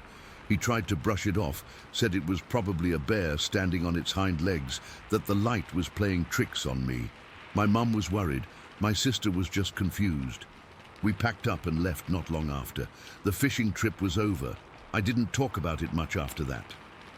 What was there to say? People would think I was crazy. But I thought about it. Every day, that face, those eyes, the sheer explosive power of its movement. It haunted me. We lived in a small town called Wren, about a 20-minute drive from Pyamouth. Our house was on the edge of town, backed up against a large stretch of woods. I started having trouble sleeping. I'd lie in bed and stare out my window at the dark tree line, my mind playing tricks on me, imagining shapes moving between the trunks. Then, a few weeks later, it happened again. It was an overcast afternoon, threatening rain. I'd been out in our backyard, chopping some firewood. I'd just set the axe down and was wiping sweat from my forehead when I got that feeling. That same feeling I'd had by the stream, the feeling of being watched. It was a physical sensation, a prickling on the back of my neck. My skin went cold despite the humid air. I slowly turned around, my body already tensing, already knowing what I was going to see. At the tree line, about 50 yards away, standing perfectly still between 2 large oak trees, was another one. It was similar but not the same. This one seemed a bit broader in the shoulders. Its hair was the same short black, but it seemed darker, if that was possible. It was just standing there, facing me, not moving, not making a sound. We stood like that for what felt like an eternity, just looking at each other. The fear was different this time. It wasn't the sharp, shocking terror of the first encounter. This was a deep, cold, sinking dread. This was confirmation. The first time wasn't a fluke. It wasn't a trick of the light. They were here. They lived in these woods, and they knew where I lived. Its gaze was the same, that calm, intelligent assessment. It wasn't aggressive. It wasn't threatening. It was just watching, studying me. And that was somehow worse. I couldn't move. I couldn't shout. I couldn't even breathe properly. I was pinned in place by that dark, knowing stare from across the yard. Then, as if a switch had been flipped, it took a single, slow step backward into the deeper shadows of the woods. It didn't turn around. It just melted into the darkness between the trees and was gone. I stood there for a long time, just staring at the empty space where it had been. The axe was at my feet, but I felt more vulnerable than I ever had in my life. The woods, which had always been a place of adventure, were now something else entirely. They were a hiding place, a place where things that shouldn't exist did. I never saw one again after that day, but I know they're still out there. I know what I saw, both of them. And sometimes, on quiet nights when the wind is just right, I'll look out my window at the dark tree line and I'll feel that old familiar prickle on the back of my neck. And I'll wonder if something is standing just beyond the edge of the light, standing perfectly still and watching. Story 7. It was late October 2015. The air had that sharp, cold bite to it that tells you winter isn't just coming, it's already knocking at the door. I was out with my boy, my son, checking on the herd before full dark. We're ranchers, been on this land near Pinedale for generations. You get a feel for the rhythms of the place, the sounds, the way the animals behave. That evening, everything was wrong. The cattle were all bunched up tight on the north pasture, way tighter than they should have been. They weren't grazing. They were just standing there, a solid mass of nervous beef, their heads up, ears twitching, all facing the same direction. Towards the tree line, you could hear it, a low, uneasy murmuring coming from them, not the usual contented chewing, but a sound of pure anxiety. My son, he was maybe 16 then, he nudged me and just pointed. No words. He didn't need any. That's when I saw them, 3 of them, coming out of the shadows of the pines. They were huge. I mean, your brain doesn't want to accept it at first. You try to make it a bear, a trick of the light, anything. But these weren't bears. They walked upright, smooth and steady. The one in the middle was the biggest thing I've ever seen on 2 legs. Had to be over 8 feet tall, easy, with a chest on him like a damn barrel. He was flanked by 2 others, slightly smaller, but still massive. They were covered in this shaggy, dark brown hair, almost black in the fading light. They moved in complete silence. No cracking twigs, no heavy footfalls. Just this terrifying, fluid advance towards my herd. My heart just dropped into my boots. I've dealt with wolves, coyotes, a grizzly once that thought my sheep looked tasty. This was different. This felt organized. They weren't just wandering in, they were hunting. We were in my old pickup truck, and I remember my hand was so sweaty it slipped on the door handle when I went to reach for the rifle I keep behind the seat. My son's breathing was fast and shallow next to me, little puffs of white in the cold cab. We just watched, frozen for a second as they closed in. The lead one, the big one, didn't even break stride. It walked right up to a full-grown heifer, a sturdy animal, must have weighed over 1,000 pounds. It didn't pounce or lunge.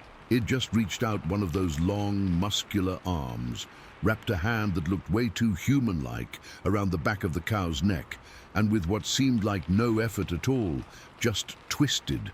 There was a sickening crack that cut through the quiet evening air, sharp and final. The cow dropped like a sack of stones. It was that easy for it, like we were watching someone snap a dry twig. That's when I snapped out of it. I fumbled the rifle up, leaned out the window and fired a shot into the air. A warning shot. I wasn't trying to hit anything. I just wanted to scare them off, make some noise, reclaim some piece of this situation that was spinning so far out of control. The sound of the gunshot was deafening.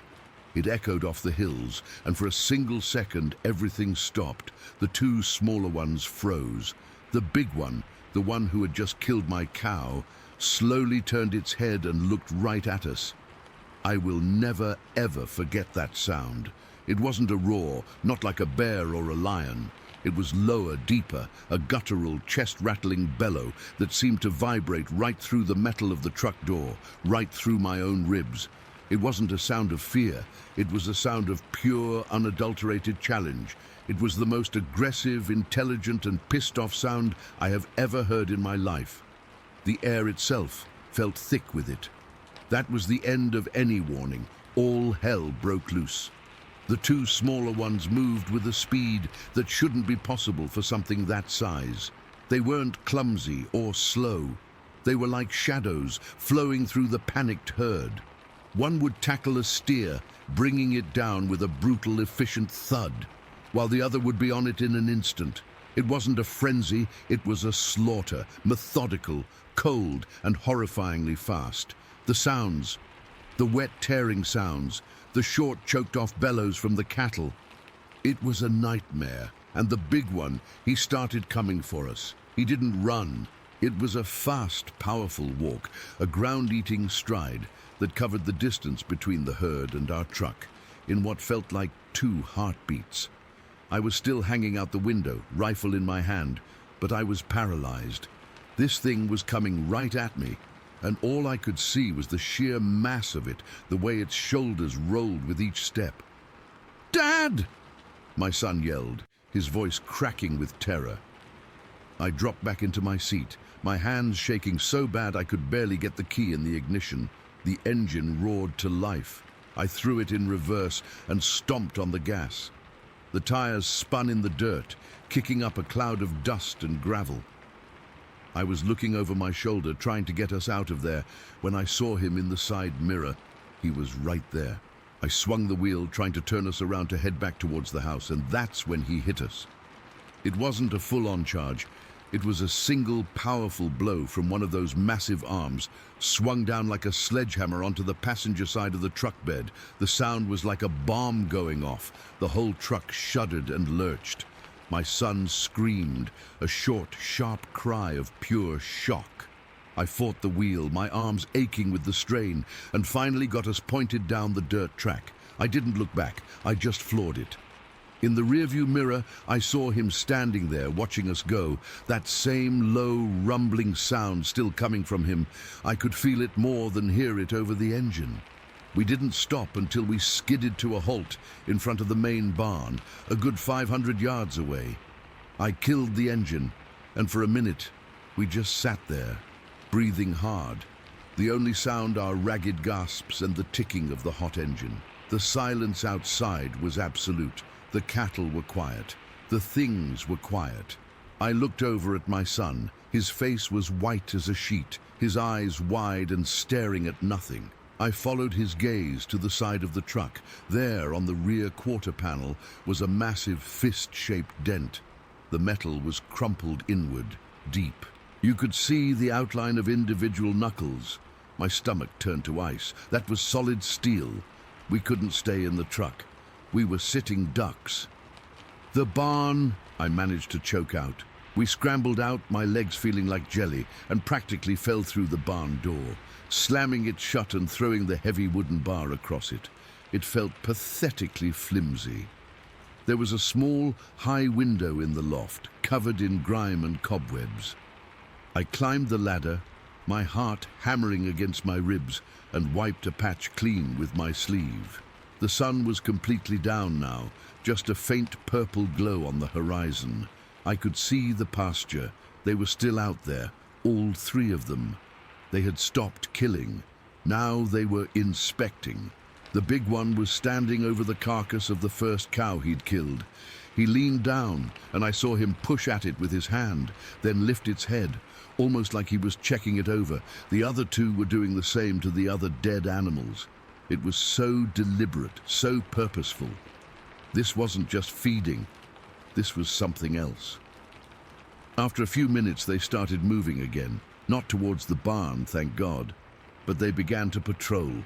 They would walk the perimeter of the pasture, one going one way, another the opposite, the big one cutting through the middle.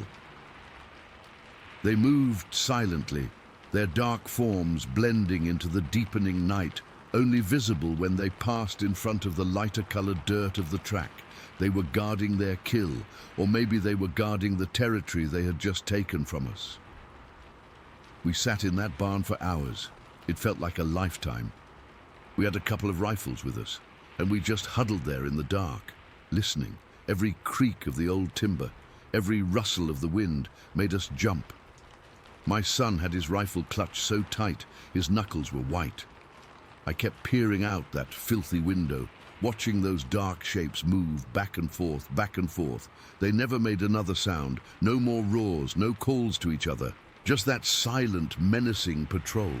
The worst part was the waiting, the not knowing. Were they going to come for the barn? Were they just waiting for us to make a move? The fear was a physical thing, a cold weight in my gut that made it hard to breathe.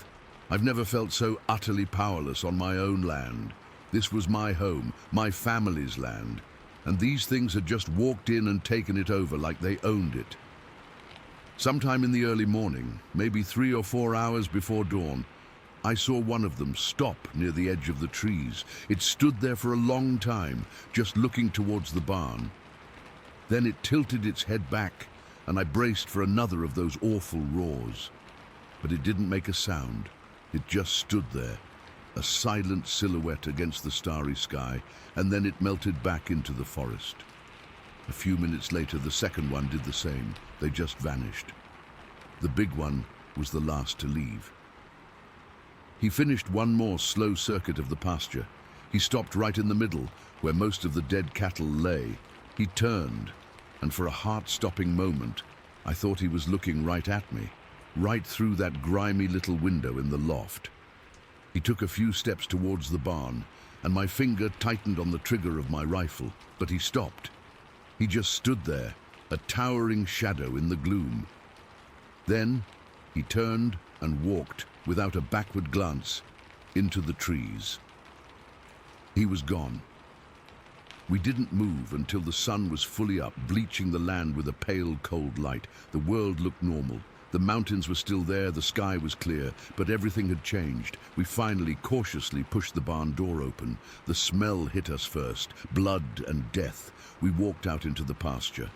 5 of my best cattle were dead. They hadn't been eaten much, a little bit torn open, but mostly they were just killed. And the ground was a mess of their tracks. Huge, barefoot-looking prints deep and clear in the soft earth, way bigger than any man's foot. 5 toes, with a definite ball and heel. They were everywhere. We got in the truck to drive back to the house, and that's when I saw it again, that massive dent in the side. Proof it wasn't a dream. I looked at the headlights, remembering the terror of the night before, and I saw something else, smears of mud, and something darker like grease or dirt on the passenger side headlight, and right in the center of the glass, when he had charged us, when he had stared right into the light. I could see it perfectly in my mind. The headlights had caught him full in the face for just a second. The hair around his mouth was matted and dark. His eyes, they didn't shine like an animal's. They were deep-set, dark, but they held an intelligence that made my blood run cold, and his mouth was partly open. I saw large, thick teeth, not fangs like a predator, but big, square teeth, and his lips were pulled back from them in a clear, aggressive snarl. It wasn't the face of a confused animal. It was the face of something that knew exactly what it was doing, something that was hunting, and something that saw us not as a threat, but as part of the landscape it was dominating. We were armed and fearful for weeks after that. The animals were skittish for months, spooking at nothing. I'd find myself staring at the tree line every evening, my hand never far from a rifle. That raw power, that silent, coordinated intelligence, it shattered something in me. It took the security I'd always felt on this land, the feeling that I was the one in charge here, and just crushed it. I never saw them again, but I know they're out there. And sometimes, on a quiet, cold October night when the wind sounds just right, I can still feel the vibration of that roar in my chest, and I remember the look in its eyes when it stared into the light. And I know, without a doubt, that we were never alone out here. We never have been. Aditya, Story 8. Okay, so I've never really talked about this with anyone outside my family, but I've been carrying it around for years, and I guess I need to get it out there.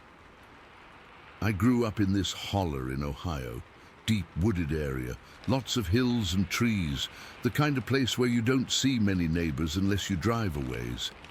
Our property was pretty isolated, with an old burn barrel out back, where we'd toss trash and stuff to burn.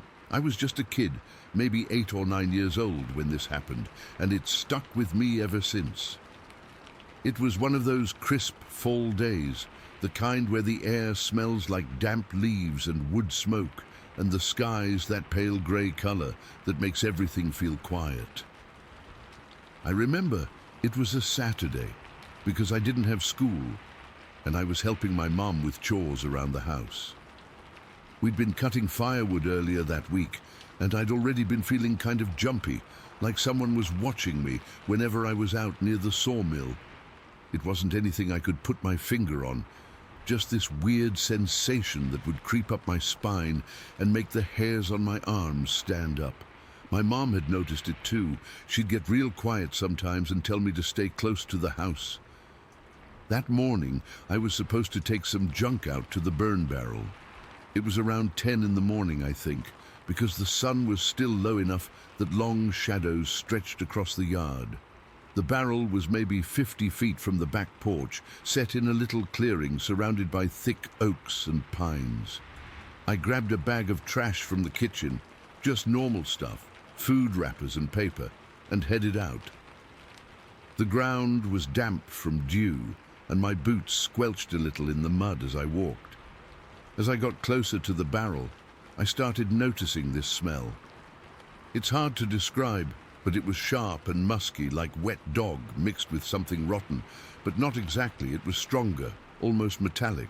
I'd smelled it before, out in the hollow when I was playing or cutting wood, and it always made me feel uneasy, like the air was heavier and my skin would prickle. That day, it was stronger than usual, and I remember slowing down, my heart starting to beat a little faster. I told myself it was probably just something in the trash or maybe a dead animal nearby, but deep down, I knew it wasn't. I was about 20 feet from the barrel when I saw it. At first, I thought it was a tree or a shadow, but then it moved. There was this figure standing over the burn barrel, just looming there. It was huge. I'm not good with heights, but later, when I thought about it, I guessed it was around 6, 10 or 7 feet tall, built solid, like a football player, but bigger, with broad shoulders and arms that looked thick and powerful. It was covered in dark, shaggy hair, not like a bear's fur, but more matted and coarse. The sunlight hit it in patches through the trees, and I could see the muscles bunching under its skin as it leaned over the barrel. My breath caught in my throat, and I froze. I couldn't move, couldn't even blink. It was like my body had turned to stone. The smell was overwhelming now, that same musky stench I'd noticed before, but so strong it made my eyes water. I remember thinking, this isn't real. This can't be real. But I was staring right at it. Its head was tilted down, like it was looking into the barrel, and I could see the shape of it. Not quite human, but not animal either. The face was shadowed, but I got a glimpse of a heavy brow and what might have been eyes, dark and deep set. Time seemed to slow down. I could hear the blood pounding in my ears, and my hands were shaking so bad I almost dropped the trash bag. The figure didn't make a sound. No grunt, no rustle, nothing. It just stood there, motionless except for the slight shift of its weight. I felt this cold dread wash over me, like ice water running down my back. Every instinct was screaming at me to run, but my legs wouldn't obey. I was just a kid, and I'd never been so scared in my life. Then it turned its head. Not all the way, but enough that I felt like it was looking right at me. I didn't see its eyes clearly, but I knew it saw me. There was this intensity to it, like it was sizing me up. My stomach twisted into knots, and I felt like I was going to be sick. The smell got even stronger, filling my nose and mouth, and I had to fight the urge to gag. I remember my fingers digging into the plastic bag, the crinkling sound seeming way too loud in the silence. I don't know how long we stood there, maybe 10 seconds, maybe a minute, but it felt like forever. Then, without warning, it straightened up and took a step back from the barrel. It moved smoothly, not clumsy like I'd expect something that big to be. It didn't run or charge, it just turned and melted into the trees behind it. One moment it was there, and the next it was gone, like it had never been there at all. The woods swallowed it up, and the only thing left was that awful smell hanging in the air. As soon as it disappeared, the spell broke. I dropped the trash bag and bolted for the house. My legs felt like jelly, and I stumbled a couple of times, my heart hammering against my ribs. I didn't look back, I just ran, my breath coming in ragged gasps. The back door was open, and I burst into the kitchen, slamming it shut behind me. My mom was at the sink washing dishes, and she turned around with a startled look. "What's wrong?" she asked, her voice tight with concern. I couldn't get the words out at first. I just stood there, shaking, pointing toward the backyard. My face must have been pale because she came over and put a hand on my shoulder. "What happened? Did you see something?" I managed to stammer out. "There was something. By the burn barrel. Big, hairy, like a person but not." I was crying by then, tears mixing with the sweat on my face. Her expression changed instantly. She didn't ask for details. She just nodded, her eyes wide. "Get in the truck," she said, her voice low and urgent. "Now." We didn't even grab our coats, She herded me out the front door and into the old pickup truck parked in the driveway. The engine sputtered to life and she backed out so fast the tires kicked up gravel. As we pulled away, I glanced back toward the woods, but I didn't see anything. The smell was still stuck in my nose though, and I rolled down the window to try and get some fresh air. She didn't say much on the drive, just kept her eyes on the road, her knuckles white on the steering wheel. We lived down in the holler, so it was a bumpy ride up to the ridge top. She didn't slow down until we reached the top, where the trees thinned out and you could see for miles. She pulled over to the side of the road and turned off the engine. For a few minutes we just sat there in silence, listening to the wind whistle through the cab. "You okay?" she asked finally, her voice softer now. I nodded, but I was still trembling. "What was that, Mom?" She shook her head. "I don't know, honey, but I felt it too, that feeling of being watched, especially when we're cutting wood. The air gets thick and that smell, I've smelled it before." She looked out the window, toward the holler below. "We need to be careful from now on. No going out alone, especially near the woods." We sat there for what felt like a long time, just watching the landscape. The fear hadn't gone away. It had settled deep in my bones. Every rustle of leaves, every shadow made me jump. I kept replaying the image in my head. That thing standing over the barrel, its sheer size, the way it moved. It wasn't like anything I'd ever seen in books or on TV. It was real, and it was terrifying. After a while, she started the truck again, and we drove back home slowly. She didn't want to go inside right away, so we sat on the porch for a bit, just watching the yard. The trash bag was still lying where I'd dropped it, and the burn barrel looked normal, but I couldn't shake the feeling that we were being watched. The smell had faded some, but it was still there, lingering in the air like a warning. That whole day, I was on edge. I didn't want to go outside, and every noise made me flinch. My mom kept me close, and we stayed in the house for the rest of the afternoon. I remember looking out the windows, scanning the tree line, half expecting to see it again, but I never did. As the sun set, the shadows grew longer, and the woods seemed to close in around us. I couldn't sleep that night. I kept waking up, thinking I heard something outside, a twig snapping, a low rustle, but it was probably just the wind. The next few weeks, things calmed down a little, but the fear never really went away. I'd catch that smell sometimes when I was out in the holler, and it would send chills down my spine. My mum was right. We started being more cautious. We didn't cut wood alone anymore, and she'd always make sure we had the truck ready to go if we needed to leave in a hurry. Then, that winter, we found the footprints. It had snowed overnight, a light dusting that covered the ground in a white blanket. I was out with my mum, checking on something near the edge of the property when we saw them. They were huge, 17 to 20 inches long, and wide at the heel, like someone had stepped in the snow with bare feet, but they weren't human. The toes were spread out, and the prints were deep, like whatever made them was heavy. We followed them for a little ways, but they disappeared into the thicker woods. My mom just looked at me, her face grim, and said, "See, it's still out there." That confirmation made everything worse. It wasn't just in my head.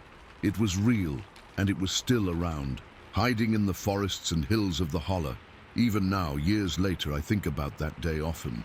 The image of that thing standing over the burn barrel is burned into my memory, and that sharp, musky smell is something I'll never forget. I've never seen it again, but I know it's there, watching, waiting, and sometimes when I'm back in Ohio visiting, I'll catch a whiff of that scent on the wind, and my heart will start racing all over again. I don't have any explanations for what it was. Bigfoot, something else, I don't know. But it happened, and it changed me. I just wish I could talk to someone who gets it, who's felt that same primal fear, because honestly, I'm still shaken by it, and I doubt I'll ever fully understand what I saw that day. Story 9. My cousins had been out driving around that evening. They were on their way back home on County Road 7, which is just a gravel road that cuts through a lot of farmland and open fields. It's pretty isolated out there, especially once the sun goes down. I remember I was sitting on the porch, enjoying the cool breeze after a hot day, when I heard a car speeding up the driveway. I could tell it was my cousin's truck because of the way the engine sounded. It was a beat-up old Ford that rattled whenever it went too fast. They screeched to a halt, and both of them jumped out, looking pale and shaken, like they'd seen a ghost or something worse. One of them was breathing heavy, and he could barely get the words out. He said they were driving home, just talking about nothing, when they rounded a bend and saw this huge thing standing right in the middle of the road. He described it as tall and covered in brown hair, just standing there, motionless. It was so big that it blocked most of the road, and they had to slam on the brakes. But then, it didn't move. It just stood there, like it was watching them. They said it was too dark to see details, but the shape was unmistakable. Broad shoulders, long arms, and it was on two legs. They didn't stick around to see more. They threw the truck into reverse, backed up until they could turn around, and floored it all the way home. I could feel my own heart starting to race just listening to them. They're not the type to make stuff up, especially not something like this. We've all heard stories about weird things in the woods, but this was different. It was right there on a road we drive all the time. After they calmed down a bit, we decided we had to go back and check it out. I mean, what if it was a bear or something injured? But in the back of my mind, I knew bears don't stand upright like that for long, and they sure as hell don't just block roads without moving. We grabbed a couple of spotlights from the garage, the big handheld ones that you plug into the car lighter, and piled into my truck. I drove, with my cousins in the passenger seats. The whole way there, nobody said much. The air felt heavy, and I kept glancing in the rearview mirror, half expecting to see something following us. County Road 7 was pitch black by then, with only our headlights cutting through the darkness. The fields on either side were mostly cut wheat, so it was just stubble and open space, which made it feel even more exposed. When we got to the spot where they'd seen it, we slowed down and shone the spotlights around. At first, everything seemed normal, just empty road and fields. But then one of my cousins pointed toward the wheat field to the east. There, about 50 yards away, we saw these red eyes glowing in the darkness. I've seen deer eyes reflect light, but this was different, deeper red, and they were set wider apart, like something much bigger. We kept the spotlights on them, and that's when we saw the shape behind the eyes. It was low to the ground at first, kind of crouched on all fours, and it looked gorilla-like, with dark brown hair that blended into the stubble. My hands were sweating on the steering wheel, and I could feel a cold knot in my stomach. We were all staring, not sure what to do. Then, without any warning, it stood up. It was smooth, like it unfolded itself, and it towered over the wheat stubble. I'm not great with estimating heights, but it had to be at least 7 or 8 feet tall. Behind it, we saw 2 smaller sets of red eyes, lower to the ground, like there were more of them. That's when the fear really hit me. It wasn't just one thing. There was a group. We didn't wait around. I slammed the truck into reverse and got us out of there as fast as I could. Gravel sprayed everywhere, and I nearly swerved into the ditch because I was so focused on getting away. Nobody spoke on the drive back. We were all just breathing heavy, and I could hear my own pulse pounding in my ears. When we got home, we called the game warden right away. He sounded skeptical on the phone, but he said he'd come out and take a look the next day. But we couldn't just leave it at that. We had to know more. So after we calmed down a bit, we decided to go back with the spotlights again, this time to see if we could find any evidence. I know it sounds crazy, but the curiosity was eating at me. We drove back to the same spot, and this time we got out of the truck. The air smelled different, strong like ammonia, so potent it made my eyes water. It was coming from the field where we'd seen the eyes. We shone the lights around and saw where the wheat stubble was trampled down, like something big had been moving through it. We followed the trail a little ways into the field, and that's when we found the tracks. They were huge, about 15.5 inches long, and deep imprints in the soft soil. The toes were broad, and the shape wasn't like any animal track I'd ever seen. It was almost human-like, but way too big. The tracks led east, toward a patch of pine trees at the edge of the field. As we got closer, we saw broken branches on some of the younger pine trees, and sap was oozing out where they'd been snapped. It looked like something had pushed through there in a hurry. The ammonia smell was strongest near the trees, and it made my throat burn. We didn't go too far into the woods because it was too dark, and we were too scared. I remember standing there, feeling the hair on my arms stand up and just knowing that we weren't alone. We heard something then, a low rustling in the trees, like something moving away from us. We didn't stick around to find out what it was. We ran back to the truck and drove home as fast as we could. The rest of the night I couldn't sleep. Every little noise made me jump, and I kept replaying it all in my head. The red eyes, the way it stood up, those tracks. We never found out what it was, and the game warden didn't have any answers. But that day, August 26th, changed everything for me. I still avoid County Road 7 after dark, and sometimes I catch myself staring into the fields, half expecting to see those eyes again. I don't know what it was, but I know it was real, and I'll never forget the fear that settled deep in my bones that night.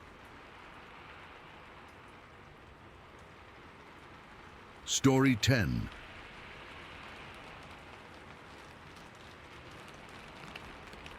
I've been putting this off for a while, mostly because just thinking about it makes my hands shake even now, but I need to get it out there. Maybe typing it will make it feel less like a fever dream stuck in my head. It happened last autumn on a Saturday, the kind of day that starts out so perfect you almost feel guilty for how good it is. My friend and I, we live out in rural Pennsylvania, not far from each other. Our backyards basically bleed into this dense, endless stretch of state forest. We've hiked those woods since we were kids, knew every deer trail, every weird rock formation. That day, we decided to take his younger brother along, show him some of the cooler spots deeper in. It was one of those crisp, clear October mornings, the air smelling like damp earth and rotting leaves. The sun was cutting through the canopy in these sharp, golden shafts, and everything was quiet in that peaceful, woodsy way. We were just following this old logging road that's mostly grown over, joking around, not a care in the world. The first thing that was off, and I remember this so clearly, was the silence. It didn't creep in, it just dropped. 1 minute, there were birds chirping, squirrels rustling in the underbrush, the normal soundtrack of the woods. The next, it was like someone had thrown a heavy blanket over everything. It was absolute. We all noticed it at the same time and just stopped walking, looking at each other. My friend's brother, he's a pretty nervous kid, he just whispered, "Why is it so quiet?" Before any of us could answer, the sound started. It wasn't an animal sound. I've heard bobcats scream, foxes, coyotes. This was nothing like that. It was this low, guttural moan that seemed to vibrate right up through the soles of my boots. It was deep, but it had this piercing, almost human quality to it that made the hair on my arms stand straight up. It wasn't loud, not at first. It was like it was coming from everywhere and nowhere at once. This resonant hum that felt like it was inside my skull. Then it rose in pitch, twisting into this agonized sounding scream that just hung in the dead air. It was long. It went on for what felt like a full minute, this horrible, mournful wail that didn't seem to need to take a breath. We were frozen solid. I could feel my heart hammering against my ribs, a frantic, panicked drumbeat. My friend had his hand up, signaling for us to stay still, his eyes wide and darting all over the place. We were all looking around, trying to find the source, but the trees were too thick. The sound seemed to be coming from our left, from a particularly dark patch of hemlocks. Then, as suddenly as it started, the screaming stopped. The silence that rushed back in was even heavier, more threatening than before. It was a waiting silence. We stood there for another minute, not moving, barely breathing. I remember the cold sweat trickling down my back, despite the chill in the air. My mouth was bone dry. My friend finally whispered, "What the hell was that?" None of us had an answer. We were all thinking it, though. That wasn't normal. That wasn't any animal we knew. We were about to just turn around, call it a day.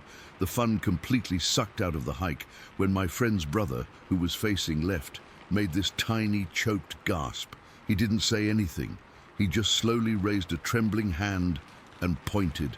We both looked, and that's when I saw it. About 50, maybe 60 feet away, tucked behind the massive trunk of an old oak tree, was a head, just a head, leaning out from behind the right side of the trunk. It was watching us. My brain short-circuited. It tried to process it as a bear, a person, a trick of the light, but it couldn't. It was all wrong. The head was large, and it was covered in dark, matted-looking hair, but it wasn't fur like a bear's. It was more like thick, shaggy hair. The face wasn't flat like an ape's, but it wasn't human either. The brow ridge was heavy, pronounced, shadowing the eyes. I couldn't see the color of the eyes, just these dark sockets that were fixed directly on us. The nose was flat and wide. There was no neck visible. The head seemed to sit directly on massive, slumped shoulders. It was just staring. Its head was tilted slightly, like it was studying us, curious. There was an intelligence in that stare that was utterly chilling. This wasn't the blank gaze of a deer or the simple awareness of a bear. This thing was assessing us. Time just stopped. I know people say that, but it's true. My entire world shrank down to that face, those dark eyes locked onto mine. I could hear my own blood pulsing in my ears. I could feel every single muscle in my body pulled wire-tight, ready to snap. I couldn't look away. I was pinned by its gaze. My friend was standing rigid beside me, and I could hear his quick, shallow breaths. His brother had started to cry, these silent, terrified tears just streaming down his face. The stare felt like it went on forever. In reality, it was probably only half a minute. 30 seconds, but in that half a minute, a primal, ancient fear flooded through me. A kind of terror I didn't know I was capable of feeling. It was the fear of being prey. It was the absolute certainty that we were in the presence of something that did not belong in our world, something powerful and unknown. Then it moved. It didn't duck back behind the tree. It didn't turn and walk away. In one fluid, impossibly fast motion, it leaned its body out from behind the oak, and then it was just gone. It didn't run. It was a blur. 1 second it was there, a solid 5.5 to 6 foot tall figure built like a powerlifter, covered in that dark hair. The next, there was just the empty space where it had been, and the faint rustling sound of something moving through the undergrowth at a speed that wasn't natural. It was too fast. No human, no bear, no animal I've ever seen could move like that. It was like it just vanished into the shadows between the trees. For a few seconds, none of us moved. We were still processing, our brains lagging behind what our eyes had just seen. The spell was broken by my friend's brother, who let out a proper sob, a loud, scared kid sound. That snapped us out of it. "Run," my friend said, his voice a ragged croak, and we did. We ran. We didn't look back. We crashed through the brush, not caring about the branches whipping at our faces and arms. We didn't follow the trail. We just ran in the general direction of home, fueled by pure, undiluted adrenaline. I've never run so fast in my life. My lungs were burning, my legs felt like jelly, but the image of that face, that stare, was burned into the back of my eyelids, pushing me forward. We didn't stop until we burst out of the tree line into the overgrown field behind my friend's house. We collapsed on the grass, gasping for air, our chests heaving. We were scraped up, covered in leaves and dirt, and shaking uncontrollably. We just lay there for a long time, not saying a word, just listening to the normal, safe sounds of a dog barking in the distance and a car driving down the paved road a mile away. That should have been the end of it, a scary story to tell, a one-time, mind-bending encounter, but it wasn't. It started a few weeks later. I was taking the trash out to the bin at the edge of my property, right where the woods start. It was dark, and I heard it again. That same low moan rising into that same unmistakable scream. It was farther away this time, deep in the woods, but it was the same sound. My blood ran cold. I stood there on my back porch, frozen all over again, the plastic bag of trash feeling like a lead weight in my hand. Since then, we've all heard it at different times. My friend heard it while he was working on his truck in his driveway. His brother saw something moving, just a large, dark shape, at the far end of their field at dusk. I've seen it once more, from a distance. I was looking out my kitchen window, and I saw it, or something just like it, standing at the very edge of the woods, just watching the house. It was only for a second before it melted back into the trees, but the silhouette was the same, broad, powerful, and utterly wrong. The worst part isn't even the sightings, it's the sounds. The screams have become a part of the landscape now, like the sound of the wind or the crickets at night. They don't happen every night, but often enough that we're always listening for them. They're a constant reminder that it's still out there, that it never really left. We don't go hiking anymore, not in those woods. We haven't set foot in them since that day. The woods used to be our playground, our escape. Now, they feel like it's territory. We're just living on the edge of it. I can't explain what it is. I've read all the Bigfoot stuff since it happened, and yeah, it lines up. The size, the build, the sounds, the behavior. But saying the word Bigfoot feels stupid, like I'm trivializing it. This wasn't some fun, cryptid hunt. This was real. It was a living, breathing thing that looked at us with a chilling intelligence and moved in a way that defied physics. That half-minute stare is what haunts me the most. The way it just watched us, completely unafraid, completely in control. We were the intruders. We were the ones being inspected, and the speed, the way it just disappeared. My brain still can't make sense of it. I'm looking out my window right now at the dark line of the trees. The sun's going down. It's getting dark, and I'm just sitting here waiting, listening. I know I'll probably hear it again tonight. I always do, and every time I feel that same cold fear right in the pit of my stomach, like it just happened yesterday. Story 11. I still don't know what to make of it. I've turned it over in my head 1,000 times since that day, and it just doesn't fit into any box I have. I'm not some crazy conspiracy guy. I'm just a normal guy who was driving his family on a trip, and I saw something that shouldn't exist. It was a Friday in late October. We were driving from Atlanta to Hilton Head. Me, my wife, and my parents were in the car. I was driving, my wife was in the passenger seat, and my folks were in the back. We'd been on the road for a few hours, and we were on I-16, that long, kind of boring stretch in Georgia that cuts through a whole lot of nothing. We were getting close to the Vidalia area, you know, the onion place. The land had started to flatten out, and you could see these big stretches of marsh and forest on either side of the highway. It was that time of late afternoon where the sun was starting to get low, casting long shadows through the trees. But it wasn't dark yet. The light had that warm golden color that makes everything look peaceful. We were just talking about nothing, really. What we were going to do when we got to the beach house, what we wanted for dinner. Normal, boring car trip stuff. I remember I was following a big semi-truck, one of those 18-wheelers, maybe 4 or 5 car lengths back. The road was going down a slight hill, and on both sides the woods were thick and kind of swampy looking, with dark water visible between the trunks. I was just scanning the road, my eyes drifting from the truck's taillights to the woods and back, and then I saw it. My brain didn't process it at first. It was just a blur of movement to my left, but then it solidified and my mind just stopped. It was a figure, a huge, dark figure. It came bounding out of the trees on the left side of the eastbound lanes. It didn't run. It bounded. like the way a gorilla moves, but so much faster and more powerful than anything I've ever seen on TV.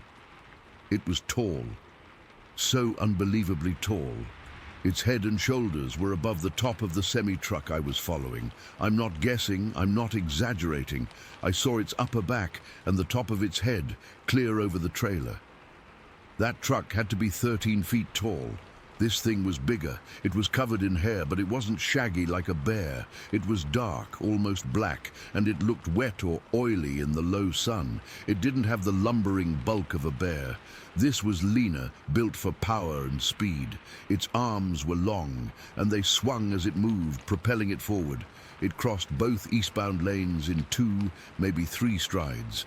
I'm not kidding. 2 or 3 massive, earth-eating strides. The distance from the tree line to the median had to be at least 40, 50 feet. It covered it like it was nothing. The movement wasn't human. Its legs didn't work like our legs. There was a raw, explosive power in its gait that was just alien. The sound wasn't a roar. It was this deep, guttural woof of air, like the sound a horse makes, but deeper, coming from a much bigger chest. I heard it even through my closed car windows and the hum of the road. Time didn't slow down. It just became hyper-real. Every detail was burned into my brain, the way its muscles moved under that dark hide, the sheer impossible speed of it, the way the cars ahead of me reacted. The semi-truck in front of me slammed on its brakes. I saw the red lights flare up, and I heard the screech, and I stomped on my own brake pedal, my heart leaping into my throat. My wife gasped next to me, a sharp, choked-off sound. I flicked my eyes from the road to her for a split second, and her face was frozen in pure, unadulterated shock. Her mouth was open, her eyes wide.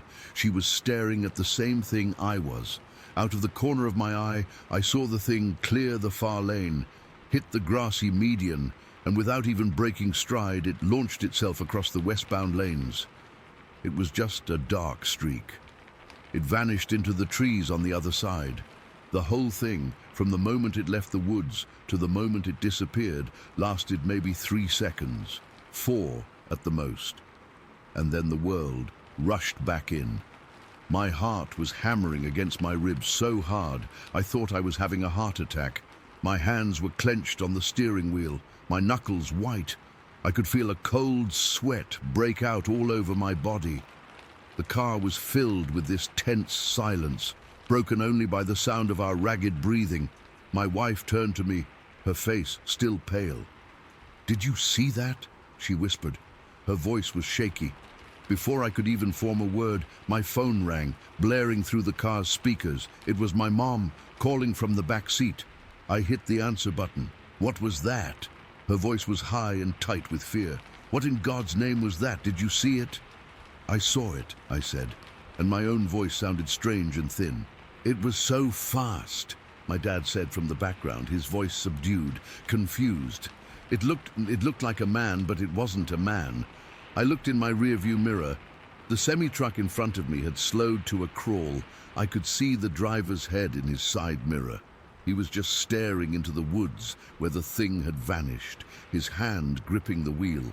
I could see the sheer terror in the set of his shoulders, even from behind.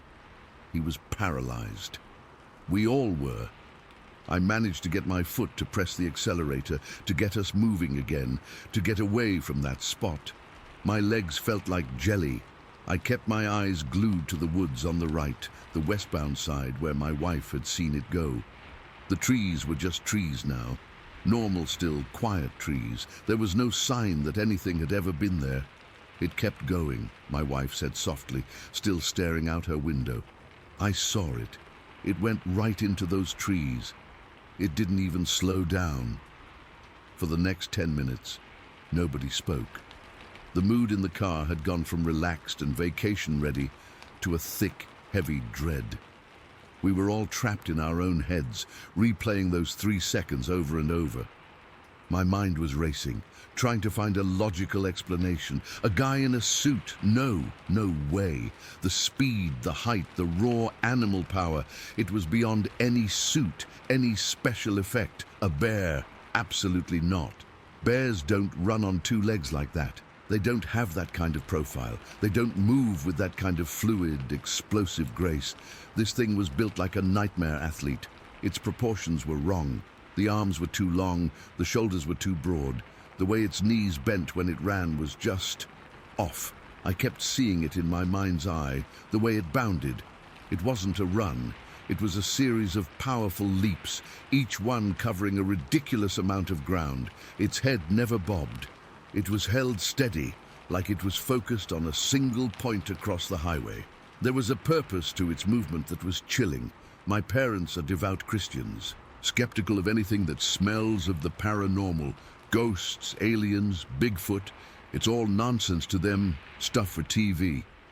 But in the car, my mom was quiet, and my dad finally said, "I've never seen anything move like that. Not a bear, not a deer, nothing." That was a big admission for him. We finally got to Dewey's Island, where we were staying. The whole process of getting the keys, unloading the car, it all felt surreal, like I was watching someone else do it. My body was on autopilot, but my brain was still back on that highway. We sat out on the deck of the beach house that evening, the four of us, looking out at the ocean. The sun was setting, painting the sky in oranges and purples. It should have been beautiful, peaceful, but the conversation kept circling back to what we saw. Its shoulders were above the truck, I said for probably the 10th time. It was taller than the trailer. It didn't look at us, my wife added. It was just going, like it had somewhere to be. It wasn't scared of the road or the cars. That was another thing that got me. It wasn't fleeing, it was just crossing. The highway was an inconvenience, not a barrier. It treated a 4-lane interstate like a minor log in its path. My dad shook his head. The physics of it don't make sense. To be that big and move that fast, the muscle mass required, the bone density, it's not possible. But we saw it, my mom said, her voice firm but quiet. We all saw it. That was the heart of it. We all saw the same impossible thing. There was no denying the shared experience, the shared fear. I've always been open to the idea of Bigfoot. Not a believer necessarily, but I've watched the shows, read a few stories online. I thought it was a fun mystery. But this cemented something for me. This wasn't a story. This wasn't a blurry photo. This was a living, breathing, moving thing that defied every law of nature I understood. The way it moved was the most chilling part. It was so efficient, so powerful. It wasn't clumsy. It was a master of its environment, cutting through the woods and across the man-made world with an ease that was terrifying. It belonged there in a way we never could. I didn't sleep well that night. Every time I closed my eyes, I saw that dark shape bounding across the asphalt. I heard that low, guttural puff of air. I felt the jolt of terror in my chest. The next day, and in the days that followed, we tried to talk about it less. It was too big, too unsettling. My parents retreated into their skepticism a little, chalking it up to a large animal of some kind. But I could see the doubt in their eyes. They couldn't explain it either. My wife and I still talk about it sometimes when we're alone. It's become this foundational, unspoken thing in our lives, this shared knowledge that the world is a lot stranger and a lot bigger than we thought. I've never gone looking for more information. I don't want to read other accounts. I don't want to join a group. What I saw was enough. It was more than enough. It left a mark on me. Sometimes, when I'm driving on a long wooded highway, especially around dusk, I find myself scanning the tree line. Not because I want to see it again. God, no. The thought of seeing it again makes my blood run cold. I look because some deep primal part of me needs to know where it is. I need to know that it's not there. But the truth is, I have no idea where it is or what it was. All I have are those few seconds burned into my memory with perfect, horrifying clarity. A dark giant moving with an impossible speed, crossing our path and vanishing back into the unknown, leaving behind nothing but brake lights, silence, and a fear that never really went away. Story 12. I've never told this to anyone outside my family. Not in full detail anyway. Even now, thinking about it makes my hands feel cold and a little shaky. It's one of those memories that's burned into you, not like a picture, but like a physical mark. I can still feel the way my heart was slamming against my ribs that day. I was 9 years old. We were camping at McCann Gulch, way north of Fairfield, Idaho. It was this old mining area, mostly a ghost town now, just a few crumbling wooden buildings and rusted-out equipment being swallowed up by the forest. My dad was big on these kinds of trips. Getting back to nature, he called it. I think he also liked the history, the stories about the old miners.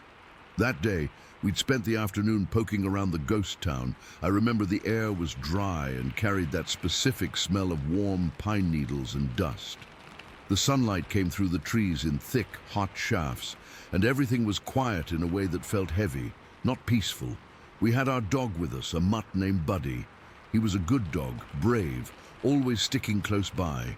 He'd been sniffing around the old foundations, his tail wagging, having the time of his life. As we started heading back to our camp, which was maybe a 15-20-minute walk through the woods, Buddy was trotting ahead of us on the trail, his nose to the ground. The trail back was narrower, with dense brush crowding in on both sides. It was getting later in the afternoon, and the light was starting to turn that deep gold color that makes long shadows. I was walking behind my mom, just dragging my feet in the dirt, probably thinking about dinner or something, when Buddy stopped dead. His whole body went rigid, his head was up, ears pricked forward, and he was staring hard into a thicket of scrub oak and young pines off to the right of the trail. A low growl started in his throat, a sound I'd never heard him make before. It wasn't his usual "I see a squirrel" growl. This was deeper, a vibration that felt threatening. "Buddy, what is it, boy?" my dad said, his voice easy, not concerned yet. But Buddy didn't even look at him. His growl escalated into a series of sharp, loud barks. He was planted, his legs stiff, barking his head off into the brush. We all stopped, looking where he was looking. I couldn't see anything, just leaves and shadows. Then it happened. From deep within that thicket, there was a sound. Not a roar, not a scream. It was this guttural cough, like something clearing its throat, but it was huge. It was the kind of sound you feel in your chest more than you hear with your ears. It was fast, and it was loud. Buddy's barking cut off into a high-pitched yelp, a pure, terrified sound. 1 second, he was a brave dog defending his family. The next, he was a bolt of fur scrambling backwards, his claws scrabbling in the dirt. He didn't even turn around to run. He just backed up so fast he almost fell over, then spun and shot past my legs, whining, and disappeared down the trail toward camp. The silence after that was worse than the sound. It was absolute. My mum said, "What on earth?" But her voice was thin. My eyes were still glued to the spot where Buddy had been staring. My heart was starting to beat hard in my ears, a dull thump, thump, thump. And then I looked up. Not into the brush, but above it. There was a ridge that rose up maybe 50, 60 yards away, overlooking that part of the trail. On that ridge, standing between 2 pine trees, was something. It was tall, so much taller than a man. It was hunched over, its posture all wrong, like its shoulders were up around its ears. It was covered in hair, but it wasn't brown or black like a bear. It was this weird red-orange color like rust or a really bright Irish setter. The late sun hit it and made the hair seem like it was glowing. But the worst part, the part that I still see when I close my eyes sometimes, was its face, or where its face should have been. It was dark, like leather, and it was looking right at me. Not at my parents, at me. Its eyes, they weren't glowing or red or anything you see in the movies. They were just dark, deep set, but I could feel them. I could feel its gaze like a physical weight hitting me in the chest. That's when my stomach dropped. It wasn't a figure of speech. It was a real physical sensation, like the bottom of my guts just fell out. My mouth went completely dry. My heart wasn't just beating hard anymore. It was racing, pounding so fast I thought it would burst. Time didn't slow down. It just stopped. For what felt like forever, I was locked in place, just staring at this thing, and it was staring back at me. There was a power coming off it. Not a magical power, but a presence, a feeling of sheer size and age and wildness that was so overwhelming it paralyzed me. Then the spell broke. I screamed. It wasn't a conscious decision. The sound just ripped out of me, a raw kid scream of pure terror. I spun around and I ran. I didn't look back for my parents. I didn't think, I just ran. My legs were pumping, my little sneakers slamming against the dirt path. I could hear my own ragged breathing and the blood roaring in my ears. I've never run that fast in my life, before or since. It was a blind, panicked sprint. I remember the branches whipping at my arms and face, but I didn't feel them. All I felt was the need to get away, to put as much distance between me and that thing on the ridge as possible. I burst into our campsite, my chest heaving, tears and snow streaming down my face. Buddy was there, huddled under the picnic table, shaking so hard the whole table was vibrating. He wouldn't come out. I scrambled into the back seat of our station wagon and curled into a ball on the floor, sobbing.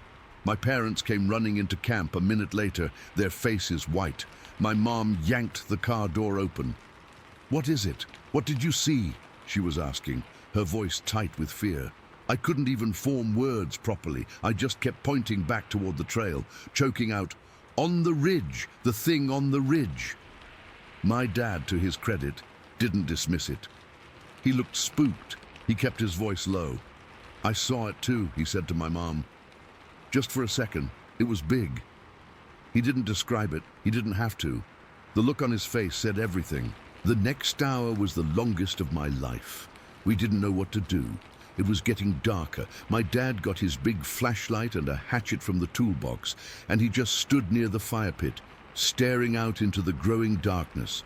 My mum tried to get a fire going, but her hands were shaking so bad she couldn't light the match. We were all trying to be quiet, listening. The normal night sounds, the crickets, the frogs, they'd all stopped. The forest was dead silent. It was a silence that felt like a held breath. Then we started hearing it. It started as a soft crunching sound, like someone taking slow, careful steps in the dry pine needles just outside the ring of light from our lantern. We all froze. My dad snapped the flashlight on and swept the beam around the trees. Nothing. The sound stopped. A few minutes later, it started again, a little closer this time, from a different direction. It was circling us. My mum grabbed my arm, her fingers digging in. We were huddled together on the picnic bench, not saying a word. Buddy, under the table, let out a low, terrified whine, and then went silent again. My dad had strung up some fishing line around the perimeter of our camp earlier, just as a dumb little alarm in case any raccoons came poking around. He'd tied some empty tin cans to it. We heard a faint clink, then another clink, then a rapid clatter, clatter, clatter. As something brushed against the line, setting all the cans off at once. It wasn't a gentle bump, it was a deliberate rustle, like whatever was out there had just tested the boundary. That was it for my dad. "We're leaving. Now," he said, and his voice brooked no argument. We packed up camp in a frenzy. It was the fastest pack-up in history. We weren't folding tents or rolling sleeping bags neatly. We were just throwing everything, tents, coolers, duffel bags, into the back of the station wagon in a huge, tangled heap. My hands were numb with cold fear, and I kept fumbling, dropping things. My mum wasn't much better. The whole time, we could hear it moving out there in the dark, just beyond the trees. It never made another vocal sound, just those slow, deliberate footsteps crunching through the forest floor. The sound was maddening. It was so close. It knew we were there. It was letting us know it was there. My dad finally got the car loaded and yelled, "Get in, now!" We scrambled into the car, my mom in the front, me in the back with Buddy still shivering on the floor. My dad jumped in, turned the key, and the engine roared to life. He didn't even turn on the headlights at first. He just threw it in reverse and backed up fast, the tires spinning in the dirt, then slammed it into drive and punched the gas. We fishtailed down the rough dirt road away from Macon Gulch. I remember pressing my face against the cold glass of the window, looking back into the absolute blackness of the woods we'd just fled. I didn't see anything. No glowing eyes, no silhouette, just darkness, but I felt it. I felt it watching us leave. We didn't talk much on the drive home. Nobody knew what to say. My mom just kept reaching back to squeeze my knee. Buddy eventually crawled up onto the seat and put his head in my lap, but he was still trembling. We never went back to McCann Gulch. We never went camping in that part of Idaho again. That encounter did something to me. It peeled back the friendly, safe surface of the woods and showed me what was underneath. It wasn't just trees and animals. There was something else in those old mountains, something ancient and powerful that didn't belong in any book I'd ever read. It revealed a hidden terror, a secret that the wilderness keeps. I'm an adult now, but I still can't walk into a dense forest without my heart rate picking up, without remembering the feeling of those dark eyes locking onto mine and the sound of something circling us in the dark, letting us know we were not alone and we were not welcome. I don't know what it was. I just know what I saw, and I know what I felt. And that's Story 13. It was last deer season. The air so cold it felt like it was pinching the inside of my nose. My family's got 40 acres of woods near the Montgomery-Many county line, out by Turkey Knob. Land that's been in the family for generations. I'm a mom, and my little girl, she's 6, had been begging to come with me. Not to shoot, mind you, just to sit with me, to be a part of it. I figured, why not? It's our land. It's safe. So there we were, settled against the rough bark of a big old oak tree, just as the sky was starting to lighten from black to a deep, bruised blue. The world was so quiet you could hear the frost cracking on the leaves. I had my rifle across my lap, and my daughter was curled up against me, her head heavy on my chest, sound asleep. Her little puffs of breath were making tiny clouds in the air. I remember feeling so content, just watching the woods wake up. I'd been scanning the tree line, looking for movement, listening for the snap of a twig. Everything was normal. It was just a cold, quiet morning in the woods. Then I heard it. It was a crying sound, but it was all wrong. It sounded like a baby, the kind of wail a baby makes when it's really worked up. But it was off. The pitch was weird, like it was coming from something with a much bigger chest. It wasn't a human sound, not really. It was an imitation, a bad one. It came from up the mountain, maybe a couple 100 yards away. The first time it happened, I just froze. My brain tried to place it. A fox? A bobcat? I'd heard their screams before, and this wasn't it. This was different. This was meant to sound like a baby. The sound came again, that same eerie wailing cry, and when it did, the woods just shut off. 1 second, there was the soft rustle of morning life, squirrels chattering, a few distant birds. The next, it was like someone flipped a switch. Total silence. It was a silence so heavy, it felt like a weight on my eardrums. That's when the dread started. It wasn't a normal fear, like seeing a snake. This was a deep, disorienting kind of dread. It felt like the world had just tilted on its axis, and I was the only one who noticed. My heart started thumping, a hard, slow beat against my ribs. I tightened my arm around my sleeping daughter. Don't wake up, baby. Please don't wake up. I was staring up the mountain, trying to see through the tangled mess of bare branches and laurel hells, my eyes straining so hard they started to water from the cold air. I couldn't see anything, just shadows and trees.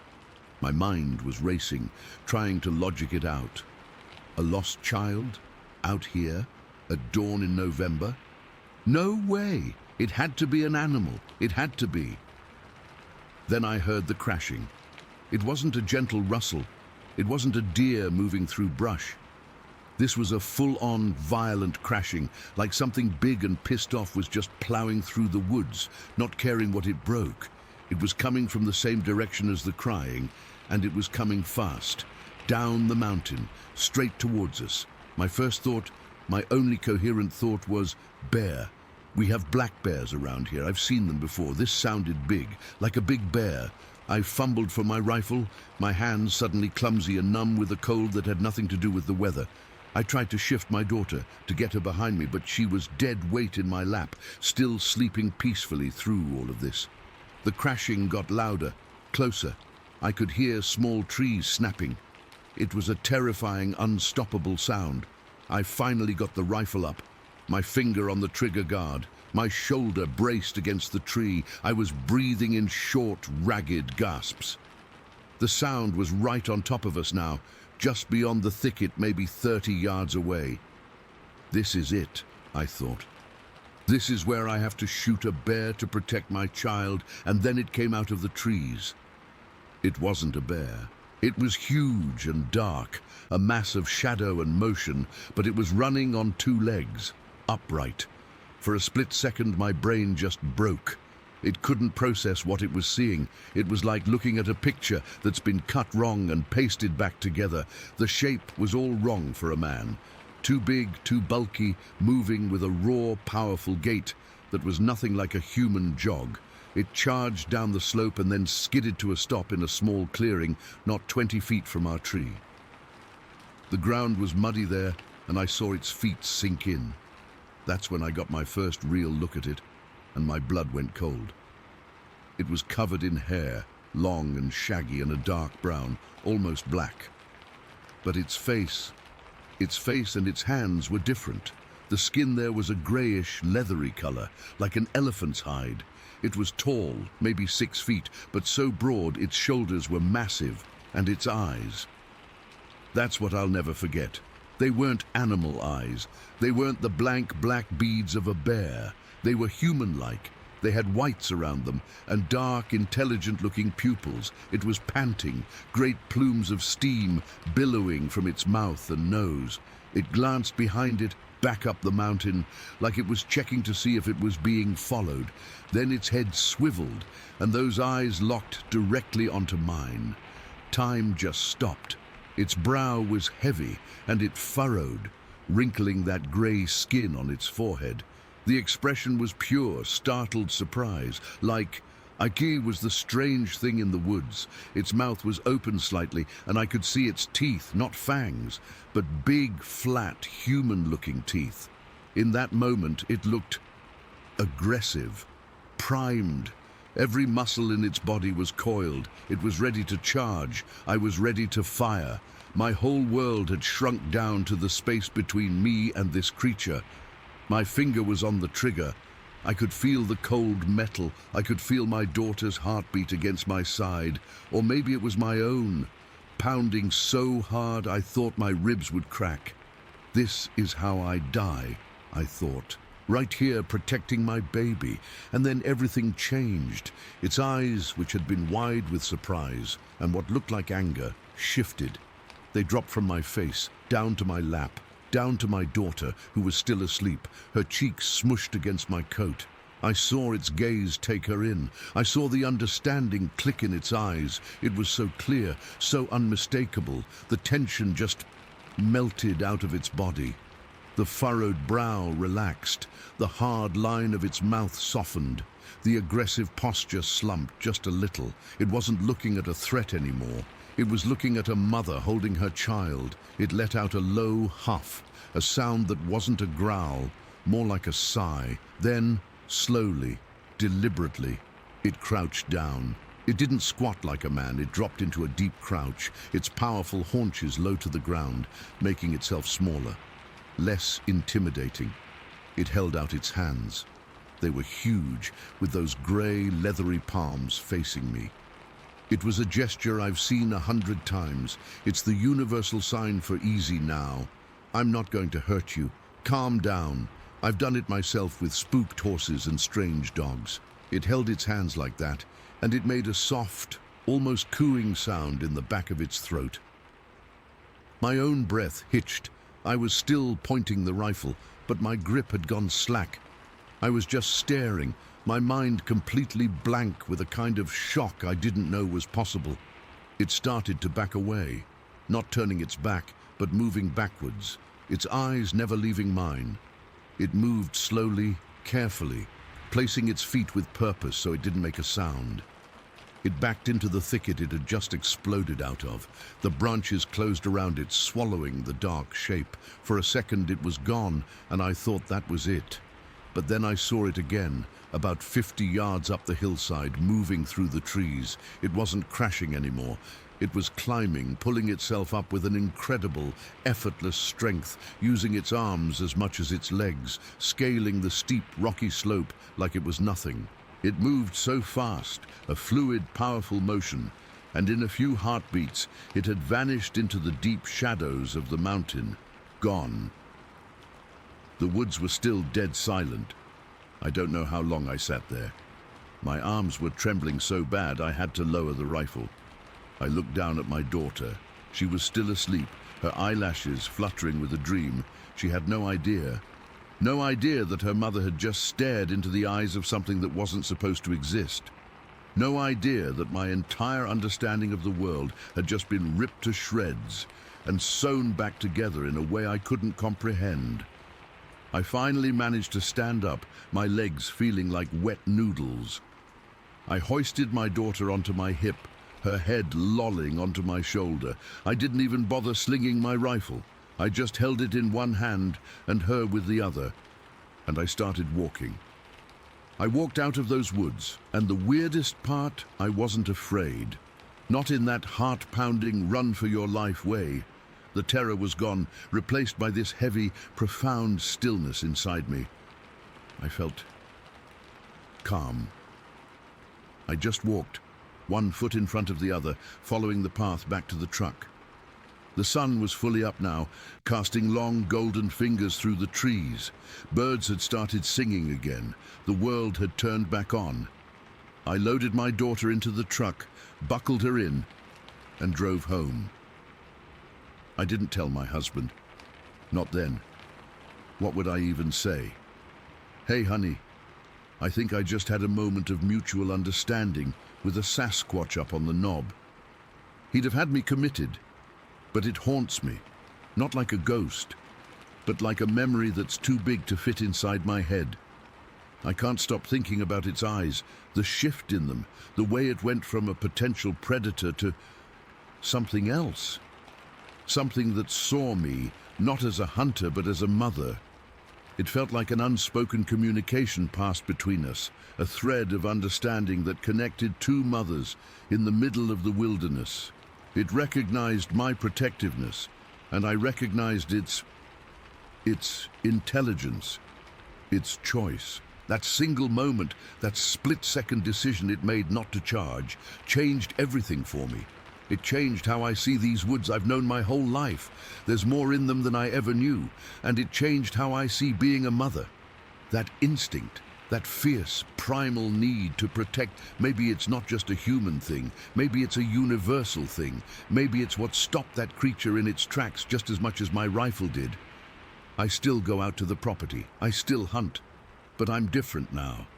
I listen to the woods differently. I look at the shadows between the trees, and I don't just see emptiness. I feel watched sometimes, but it doesn't scare me the way it should. I just get this feeling, this heavy, quiet feeling, and sometimes when the wind is just right, I think I can almost smell it, a musky, earthy smell, like wet fur and old leaves. I never see it again. I don't think I ever will, but I know it's out there, and I know that for one frozen moment on a cold November morning, we saw each other and we both understood. Story 14. It was one of those weekends we'd been talking about for months. Me and my buddy, both of us on the force for over 20 years, just needed to get away from the damn radios, the paperwork, the constant low-grade hum of stress that follows you home and sits at your dinner table. We'd booked this little cabin at Camp Hit or Miss Up in Clinton County, Pennsylvania. Beaver Dam Hollow, the place was called, sounded peaceful. It was the first weekend of October, the air just starting to get that crisp bite to it. We got there around noon. The cabin was exactly what we'd hoped for. Small, a little dusty, but solid. Just a wooden box with a porch, a wood stove, and 2 bunks tucked against a hillside. The woods pressed in close all around, a thick wall of mostly pines and some bare-branched hardwoods. The leaves were turning, splashes of orange and red against the deep green. It was quiet, the kind of quiet you forget exists when you live in a town, with cars and people and all that background noise you stop hearing until it's gone. We unpacked the truck, brought in the coolers and our gear. We were both carrying our service weapons, my Glock and his SIG, just out of habit more than anything. We also had his Remington rifle, just for some target shooting. That was the first thing we did. We found a good backstop, a steep clay bank about 50 yards from the cabin, and we spent a good couple of hours just blowing off steam, the crack of the rifle, the thwack of the bullets hitting the dirt, the smell of gunpowder mixing with the pine air. It was cathartic. We were laughing, talking loud, not yelling, but our voices carried in that stillness. We weren't thinking about being quiet. We were 2 cops unwinding, making a racket because we could. As the sun started to dip, the light changed. It got that long, golden quality, stretching the shadows from the trees into deep, dark fingers across the forest floor. The air cooled down fast. We built a small fire in the pit just outside the cabin door, cracked open a couple of beers, and just sat there, not saying much for a while, just watching the flames and listening to the fire pop and crackle. That's when we first heard it. It came from the opposite ridge, across the hollow. A long, drawn-out sound. It wasn't a howl. It wasn't a scream. It was something in between. It started low, a guttural kind of moan, and then it rose in pitch, wavering, before trailing off into this wet-sounding gurgle. It was loud. It echoed through the hollow, bouncing off the hills, so it was hard to pinpoint at first. We both stopped talking and just looked at each other. My buddy had his beer halfway to his mouth. He slowly put it down. "The hell was that?" he asked, his voice low. I shook my head. "No idea. Coyote?" He was quiet for a second, listening. "That wasn't no coyote." "I've heard coyotes. That was bigger." We sat there for another minute, not moving, just staring into the trees on the far ridge. The fire suddenly felt small and insignificant. The sound came again. Exactly the same, that low moan rising to a high, wavering note, then that unsettling gurgle. It was a vocalization, that's the only word for it. It wasn't just noise. It felt like it had structure, like it meant something. And the tone of it was wrong. It wasn't aggressive, not like a challenge. It was curious or assessing. It sent a cold trickle down my spine, right between my shoulder blades. Another minute of silence, then it came a third time, but this time it was different. It was closer. Not a lot closer, but definitely not as far away as the first two. It was like it had moved a couple 100 yards along the ridge in just a couple of minutes, and it had done it silently. We hadn't heard a single branch snap, no rustling of leaves, nothing. 2 cops, trained to notice things, and we heard nothing but that sound. My buddy stood up slowly. "Okay, that's weird." I stood up too. The comfortable weight of my Glock on my hip felt different now. It didn't feel like enough. We were both looking hard at the tree line, scanning the shadows, trying to pick out a shape, a movement, anything. The woods had gone dead quiet. No birds, no squirrels chattering, nothing. Just the crackle of our fire. Then the sound came from our left. It had traversed the entire length of the opposite ridge and was now coming from the side of the hollow, much closer to us. My heart hammered against my ribs. This wasn't right. Nothing moves that fast and that quietly through dense Pennsylvania woods. Nothing. "Get inside," my buddy said, his voice tight. He wasn't asking. We didn't run. We backed towards the cabin door, never taking our eyes off the tree line. I grabbed the rifle he'd left leaning against a porch post. My hand was sweating. We got inside and I slammed the door, throwing the deadbolt. It's a solid wooden door, thick, but it felt like tissue paper. We both stood there, breathing hard, listening. For a few minutes, there was nothing, just our own ragged breathing and the thumping of my heart in my ears. We looked at each other in the dim light of the cabin. The bravado from the afternoon was gone. We were two middle-aged men, armed and trained, and we were scared, really scared. It was a primal feeling, a cold knot in my gut that I hadn't felt since my first foot chase as a rookie, cornering a guy with a knife in a dark alley. This was worse. In an alley, you know what you're dealing with. Out here we had no idea. Then it started again. This time, it was directly behind the cabin, right up on the hill behind us. The sound was so close, it felt like it was vibrating in my chest. That same horrible, drawn-out moan rising to a shriek. Then the gurgle. It was louder now, more raw. It sounded like it was just on the other side of the back wall. We both flinched. My buddy had his cig out, held in a two-handed grip, pointed at the floor, but ready. I had the rifle up, the stock against my shoulder, my finger resting along the trigger guard. We were back to back, him facing the front door, me facing the rear wall with the single small window. We heard it move, not footsteps, not like an animal walking. It was a different sound, a heavy, deliberate thump, shuffle, thump, like something big was placing its weight carefully, then dragging the other foot. It was pacing, back and forth along the tree line behind the cabin. Thump, shuffle, thump. Pause. Then the vocalization again, so loud it made the window pane rattle softly. The smell hit us then. It came in through the cracks around the door and the window. It was a stench, like rotten meat and wet dog and something else, something foul and musky that I can't even describe. It was thick and heavy in the air, making my eyes water. My buddy gagged softly. "Jesus," he whispered. The pacing stopped. It was just silent again. The smell lingered.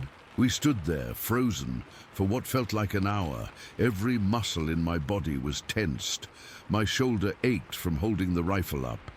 The cabin was getting dark as the last of the daylight faded. We didn't dare turn on a light. Then, something brushed against the side of the cabin. It was a slow, scraping sound, like rough bark being dragged along the wooden logs. It started near the back and moved slowly towards the front. We could hear it pass the window I was facing. I stared at the dark square of glass, expecting to see a face, a shape, anything. There was nothing, just blackness. The scraping continued along the front wall, past the door. We could feel the vibration through the floorboards. It stopped right in front of the door. We both held our breath. I could see my buddy's knuckles were white on his pistol. My own palms were slick with sweat. The only sound was the frantic thumping in my chest. I was waiting for the door to explode inward. I was waiting for something to try and get in. What happened next was worse. Nothing happened. It was just quiet. The smell began to fade, slowly. The oppressive feeling of being watched, of something right outside, just lifted. We didn't move. We stayed like that, back to back, weapons ready for another long, long time, maybe another hour. The cabin was pitch black now. We could only see each other as vague shapes. Finally, my buddy let out a long, shaky breath. "You think it's gone?" he whispered, his voice hoarse. "I don't know," I whispered back. "I don't know." We spent the rest of the night like that. We took turns, one of us sitting in a chair facing the door, the other trying to rest, but neither of us slept a wink. Every tiny noise from the woods outside, the creak of a tree, the rustle of a leaf in the wind, made us jump. The memory of that sound, that smell, was burned into my brain. When the first grey light of dawn finally filtered through the windows, it felt like a reprieve. We waited until the sun was fully up, casting weak light through the trees, before we even thought about moving. We unlocked the door and stepped out onto the porch, slowly. weapons still in hand. The morning was crisp and clean, birds were chirping. It looked like any other autumn morning in the woods. We did a slow, careful circuit of the cabin, looking for anything, any sign at all of what had been out there. There was nothing. No tracks in the soft dirt around the foundation. No broken branches in the brush on the hill behind the cabin. No hair snagged on the rough bark of the trees. Nothing. It was like the whole thing had been a shared nightmare. But the fear we'd felt was real. The memory of that sound was real. We packed up the truck in silence, not even bothering with coffee. We just wanted to be gone. As we drove down the dirt road away from Beaver Dam Hollow, neither of us spoke. What was there to say? We were two veteran police officers, and we'd been terrified by something we never saw, something that left no trace. I still don't know what it was. I tell myself it must have been some animal, some weird confluence of sounds from a bear or an elk, or something I've never heard before, but in my gut I know that's not true. That sound, the intelligence in the way it moved and surrounded us, the sheer size the footsteps implied. It wasn't any animal I know. It's been years now, and I still think about it. I still hear that drawn-out moan in my head sometimes when it's quiet. I still get a chill down my spine when I smell something foul and earthy. We went up there to get away from the things we understood. The human chaos. We found something else up there in those Pennsylvania woods. Something old and quiet and completely unknown. And I know, with a certainty that sits cold in my bones, that it was just letting us know we were in its hollow. Story 15. Okay, so I've never really shared this with anyone before, but I need to get it out there. This happened to me on the 17th of September, 2005, and I still think about it almost every day. I was hunting down in the swamp bottoms near West River, South Carolina, a spot I'd been going to for years. It was my little slice of peace, or at least it used to be. That day, everything changed. I'd gotten up before dawn, like I always do, and drove out to my usual parking spot off this dirt road that's mostly overgrown. The air was thick and humid, the kind that clings to your skin and makes you sweat even when you're just sitting still. I remember the mosquitoes were bad that morning, buzzing around my ears, and I had to keep slapping them away. I'd set up my deer blind in a dense patch of cypress trees, right where I'd seen some good tracks earlier in the season. It was one of those portable ones, kinda rickety, but it did the job. I was using a compound bow, a Matthews, I think, because I prefer it over a rifle for bow season. Less noise, more challenge. I settled into the blind around 6 in the morning, just as the sun was starting to peek through the trees. The swamp was waking up, frogs croaking, birds chirping, the usual sounds. For the first couple of hours it was quiet. I saw a few squirrels scrambling around, but no deer. I didn't mind though. I've always liked just being out there listening to the woods. It's my way of unwinding after a long week at work. But then, around maybe 10 in the morning, things started to feel off. The forest went dead silent. I mean, completely silent. No birds, no frogs, nothing. It was like someone had flipped a switch. At first I thought maybe a predator was nearby, a bobcat or something, so I stayed still, scanning the trees. Then I heard it, this weird gibberish hollering coming from deep in the woods. It wasn't like any animal I'd ever heard. It sounded almost like someone talking, but in a language I couldn't understand. And it had this rhythmic pattern to it, like it was repeating something. The noise was moving, getting closer, and with each passing second, the silence around me felt heavier, more oppressive. My heart started thumping in my chest. I've been hunting since I was a kid, and I've heard coyotes, bears, even feral hogs, but this was different. It sounded intelligent, like whatever was making it knew what it was doing. The hollering kept coming, sometimes loud, sometimes soft, but always getting nearer. I could feel the hairs on my arms standing up. I gripped my bow tighter, my knuckles turning white. The blind suddenly felt flimsy, like it wasn't enough to protect me. Then the smell hit me. Oh God, the smell. It was this overwhelming stench of rotting meat mixed with wet, dirty fur. It was so strong it made me gag, and I had to cover my nose with my sleeve. I've smelled dead animals before, that's part of hunting, but this was on another level. It was like something had died and been left to fester for weeks, and it was carried on the air right toward me. My stomach churned, and I felt dizzy for a second. That's when the fear really set in. I knew I had to get out of there. I didn't wait around. I grabbed my bow and my backpack and started climbing out of the blind. My hands were shaking so bad I almost dropped my gear. I hit the ground and started hurrying toward my truck, which was parked about half a mile away down a narrow trail. The hollering followed me, keeping pace.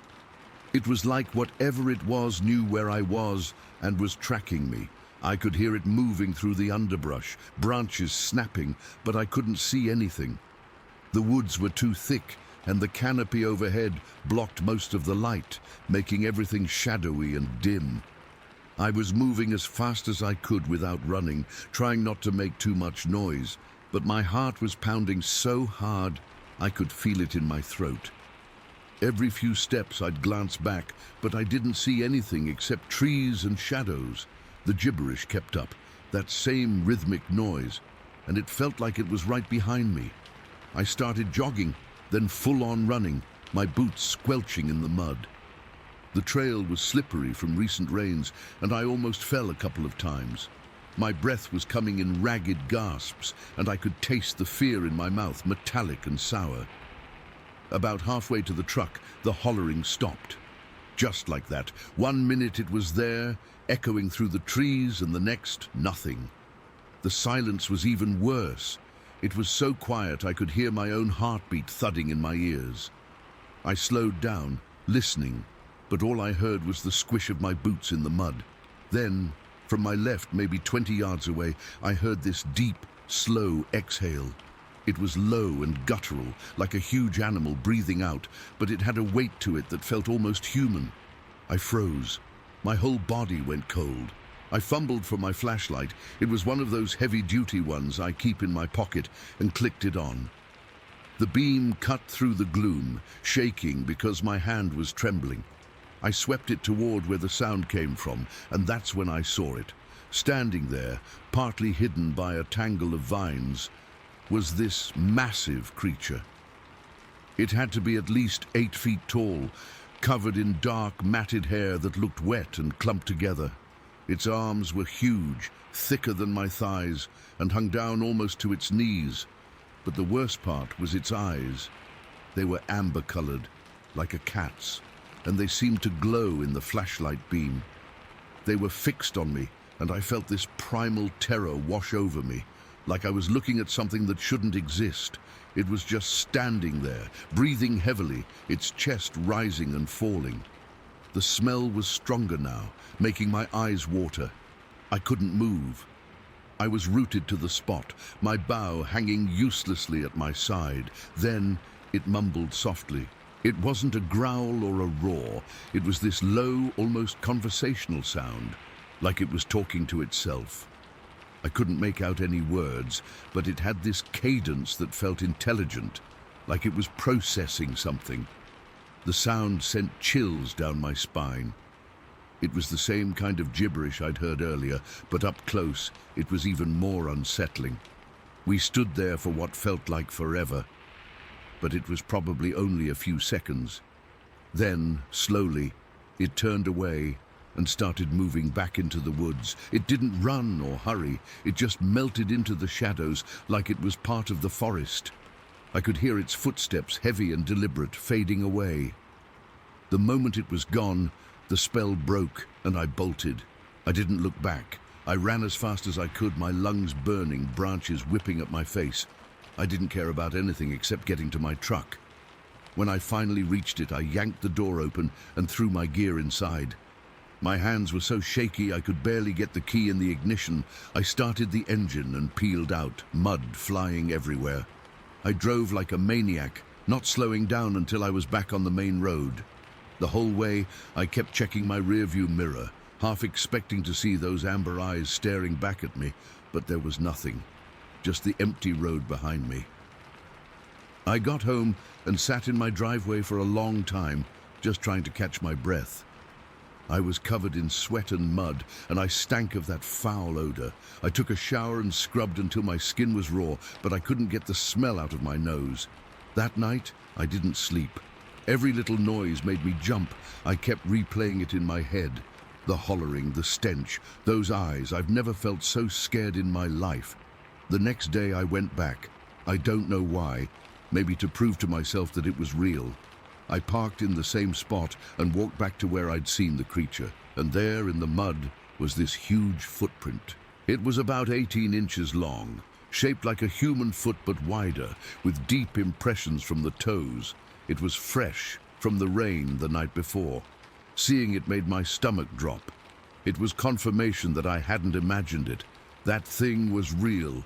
I never went hunting there again. I sold my gear a few months later and haven't set foot in those woods since. Sometimes when I'm out camping or hiking elsewhere, I'll get a whiff of something rotten and my heart will start racing all over again. That encounter left me with this deep-seated fear of the unknown. A reminder that in places like those swamp bottoms, we're not always the top predators. There are things out there that we don't understand, and maybe we're not meant to. I still can't explain what I saw, and I doubt I ever will. It's just one of those things that haunts you, you know. Story 16. The one that really sticks with me, the one that plays in my head when I can't sleep, happened in the summer of 1987. I was camping at Samuel P. Taylor State Park with my two nephews. They were just kids, maybe 8 and 10 years old. Their mum, my sister, had to work, and I promised them a real camping trip, not just some backyard tent stuff. I figured it'd be an adventure. I had no idea. The day was normal, totally fine. We set up camp. The boys chased each other around the redwoods. We made hot dogs on the little grill grate over the fire pit. Everything was how it should be. The air was that clean, cool California coastal air, smelled like damp earth and bay leaves. As it got dark, we told ghost stories, the tame kind for kids, and they eventually crashed out in their sleeping bags inside the tent. I stayed up for a bit, just enjoying the quiet, watching the embers of the fire die down. The forest at night is never truly silent, but the sounds were familiar. Crickets, the occasional rustle of what I figured was a raccoon or a possum in the undergrowth. Nothing out of the ordinary. I must have dozed off in my camp chair, because the next thing I knew, I was jolted awake by a sound that froze the blood in my veins. It was this high-pitched, panicked squealing, not like a dog or a cat, but like pigs. I'd heard it before on farms. It was the sound an animal makes when it's absolutely terrified, when it knows it's about to die. It was close, way too close to our camp. My heart was just hammering in my chest. I stood up, my legs feeling like rubber, and I peered into the woods. The moon was out, casting these weird, broken shadows through the redwood canopy. The squealing was getting more frantic, and then I heard something else. A heavy, rhythmic crashing through the brush. Something big was moving out there, and it was moving fast. I stumbled over to the tent. My only thought was to get to the boys. I was just about to unzip the flap when everything happened at once. The squealing reached a fever pitch right at the edge of the clearing, and then this thing burst out of the trees. It's hard to describe it without sounding like I've lost my mind. It was huge. I'm 6 feet tall, and this thing made me feel small. It was built like a gorilla, but it was standing straight up, running on 2 legs. Its body was covered in this matted, dark brown fur that looked almost black in the moonlight. I didn't see its face clearly. It was just a dark shape, a massive silhouette against the slightly lighter darkness of the forest. But the smell, God, the smell hit me a second later. It was this overwhelming, pungent stink, like a skunk, but mixed with something else. Something foul and musky, like wet dog and rotten meat, all rolled into one. It was so strong it made my eyes water and my stomach turn. It was chasing a group of feral pigs. I saw them. 3 or 4 little dark shapes scrambling madly, and this giant thing was right on their heels. It all happened in maybe 2 seconds. The pigs scattered, and the creature took a massive leap. It didn't just run past us, it jumped. It launched itself from one side of our campsite, clearing to the other, right over our tent.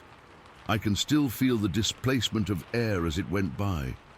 It was like when a big truck speeds past you on the highway, that whoosh that sucks the air out of your lungs. I felt the ground vibrate under my feet when it landed on the other side with a heavy, solid thump.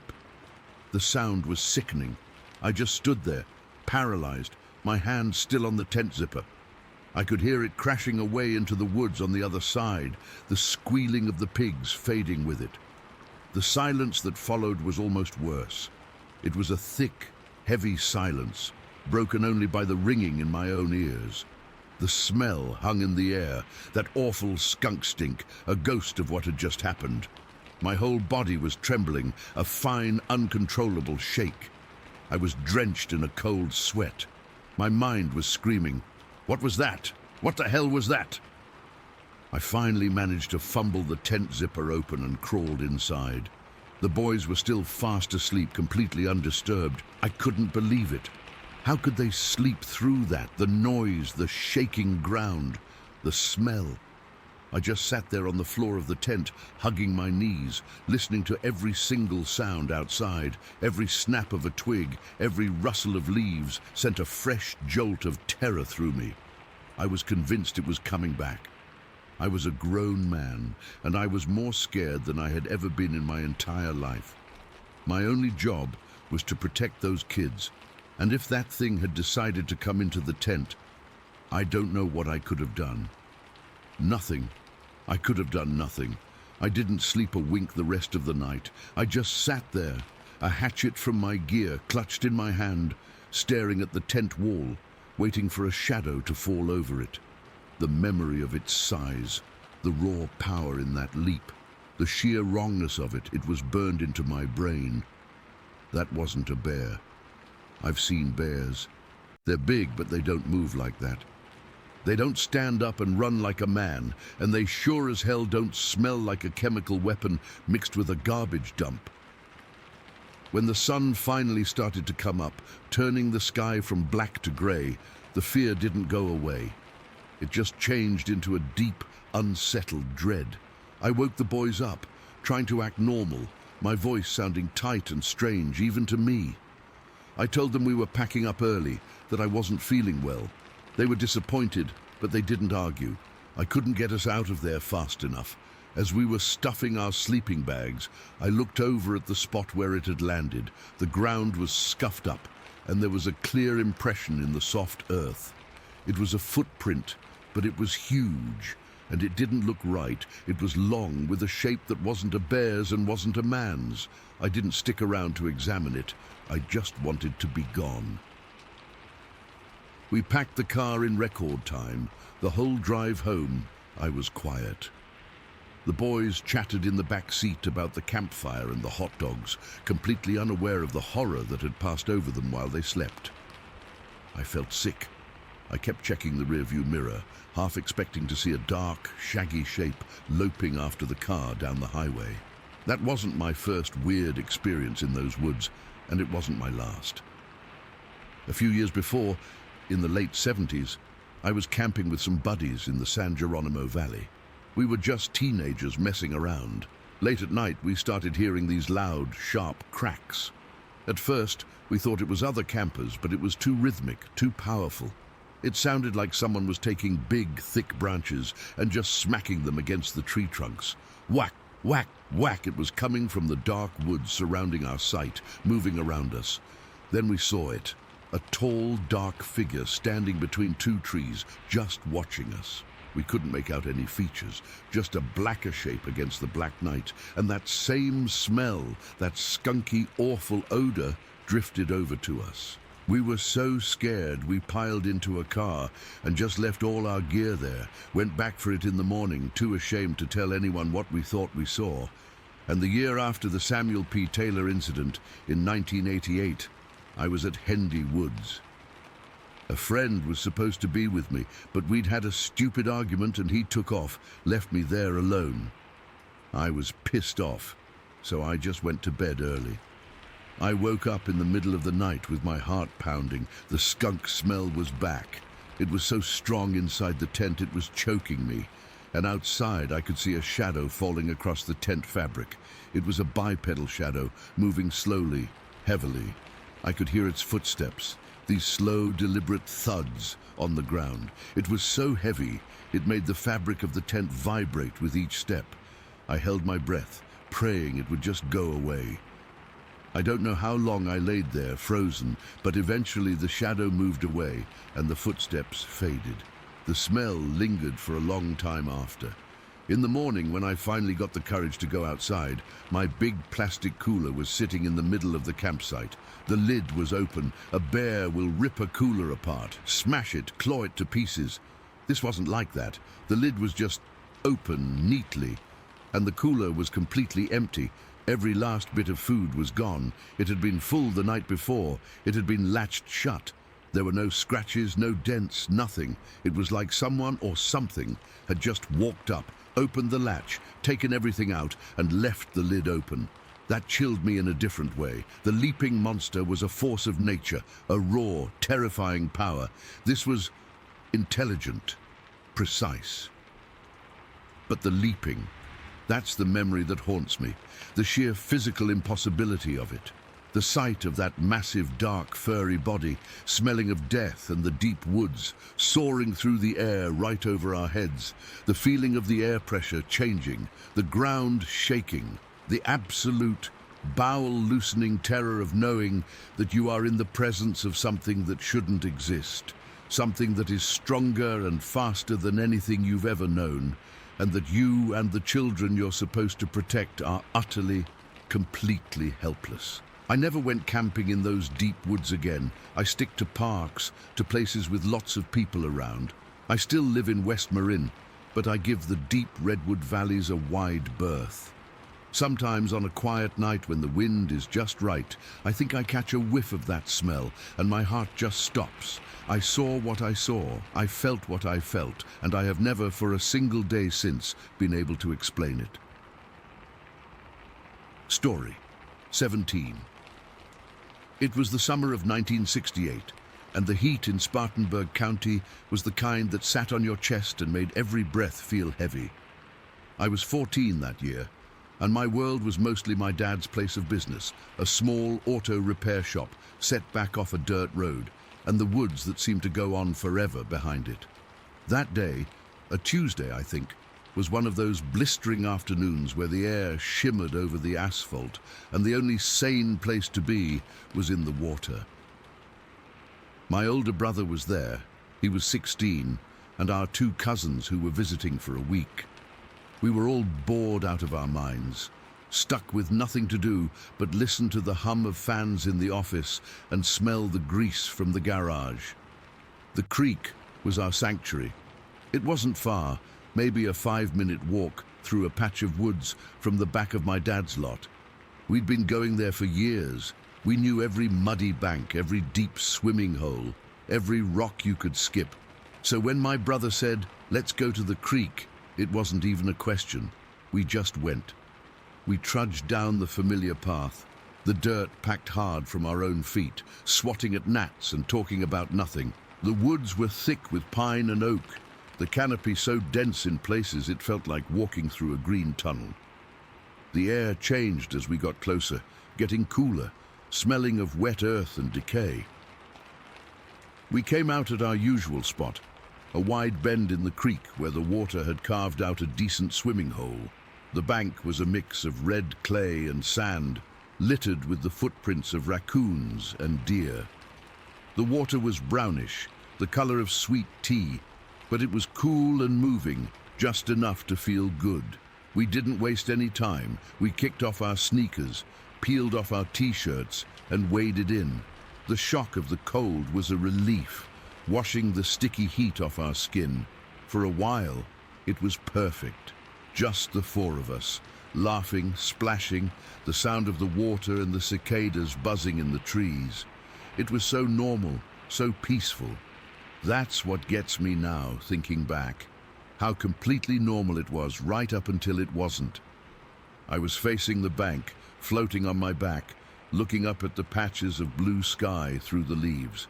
My brother and one of my cousins were having a splash fight nearby. The other cousin was on the bank, skipping stones. Everything was fine. Then, in the space of a single heartbeat, everything changed. I heard a sharp, choked-off sound from my cousin on the bank. It wasn't a word, just a gasp. I rolled over in the water, my feet finding the muddy bottom. He was frozen, staring into the trees on the far side of the creek, his arm half raised like he'd been about to throw a stone, but forgot how. His face had gone completely white. I followed his line of sight. At first, I didn't see it. My eyes scanned the tree line, looking for a deer, maybe a bear. We had black bears around, you'd see them sometimes. Then my brain sort of pieced it together, and my stomach dropped right down into the cold creek water. It was leaning against a massive pine tree trunk, maybe 30 yards away on the other side of the water. It was tall, so damn tall, and it was covered in hair. This long, shaggy, dark, brownish-black hair. It wasn't standing straight up. It was sort of slouched against the tree, one long arm braced on the trunk, just watching us. Its head was big, and it had these broad, heavy shoulders. It didn't move.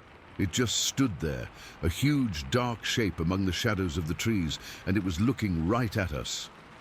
The silence was the worst part. The splashing had stopped. The laughing had stopped. The whole world had gone quiet, like someone had thrown a switch. The only sound was the gentle gurgle of the creek, which now sounded deafening.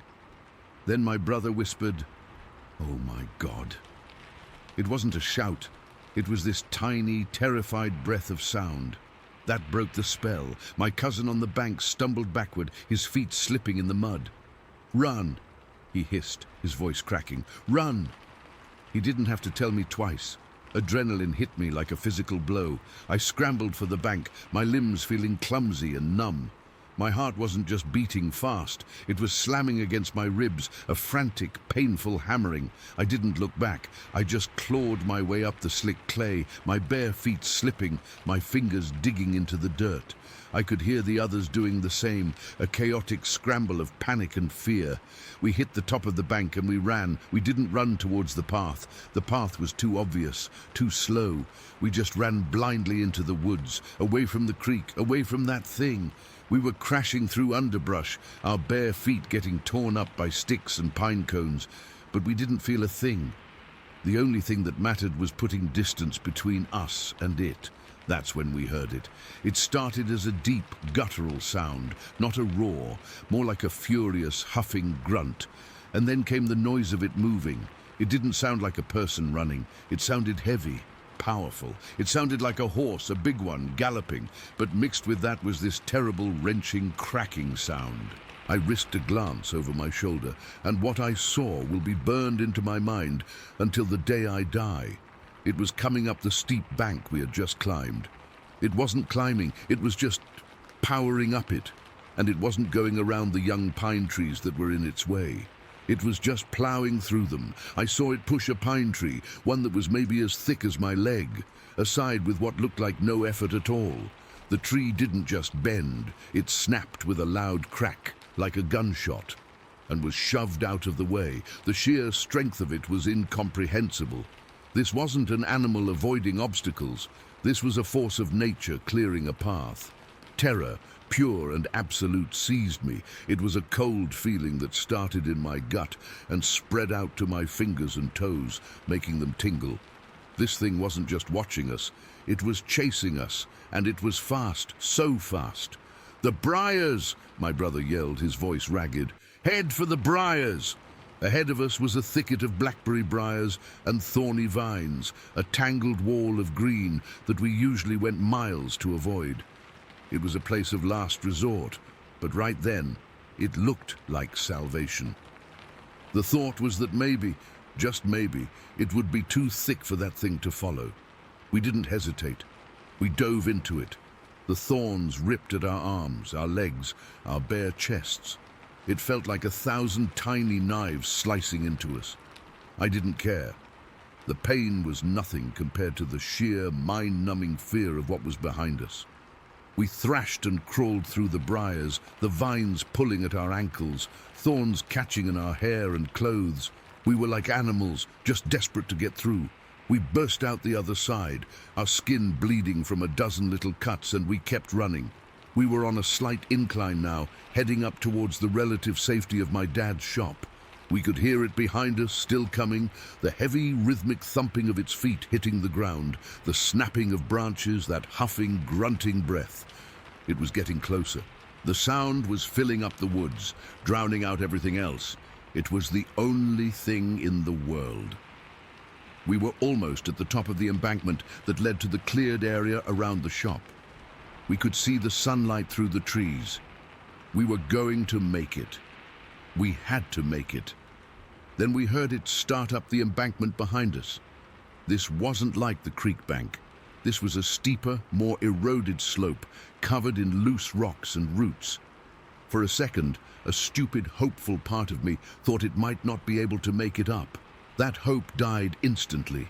The sound it made charging up that slope was terrifying. It was a series of deep, powerful thrusts. Thump, thump, thump. And with each thump, there was the sound of trees being manhandled. It wasn't just pushing saplings aside now. I heard a louder, more substantial crack, and I knew it had just shoved a much bigger tree out of its path. The ground seemed to vibrate with each step. It wasn't just chasing us. It was bulldozing its way through the forest to get to us. The power, the raw, unstoppable force of it was absolutely paralyzing. For a second, my legs just locked up. I couldn't breathe. The panic was a physical thing, a weight on my chest. My brother grabbed my arm, his fingers digging into my bicep, and yanked me forward. "Don't stop!" he screamed, his face a mask of pure fear. We scrambled over the crest of the embankment and into the open. The bright sunlight was blinding after the gloom of the woods. We didn't stop running until we were at the back door of the garage, fumbling with the handle, falling inside onto the cool concrete floor, gasping for air. We were a mess, bleeding, covered in mud and leaves, our eyes wide with terror. My dad was under a car on a creeper. He rolled out, took one look at us, and his face went from annoyed to concerned in a second. "What in the hell happened to you boys?" he asked, standing up. We all started talking at once, our words tumbling over each other, a jumble of big and hairy, and chased us and broke the trees. We were crying. I'm not ashamed to admit it. I was shaking so hard I could barely stand. My dad listened, his expression growing more and more grim. He was a practical man, a mechanic who believed in things he could see and fix with his hands, but he knew we weren't liars, and he could see the genuine, soul-deep terror on our faces. He walked to the back door and looked out toward the woods for a long time. It was quiet now. The sounds of pursuit had stopped the moment we broke into the clearing. He closed the door and locked it, which was something he never did during the day. "Did any of you get a good look at it?" he asked, his voice low. We all nodded. We described it as best we could. The height, the hair, the way it leaned on the tree, the way it moved. He rubbed his jaw.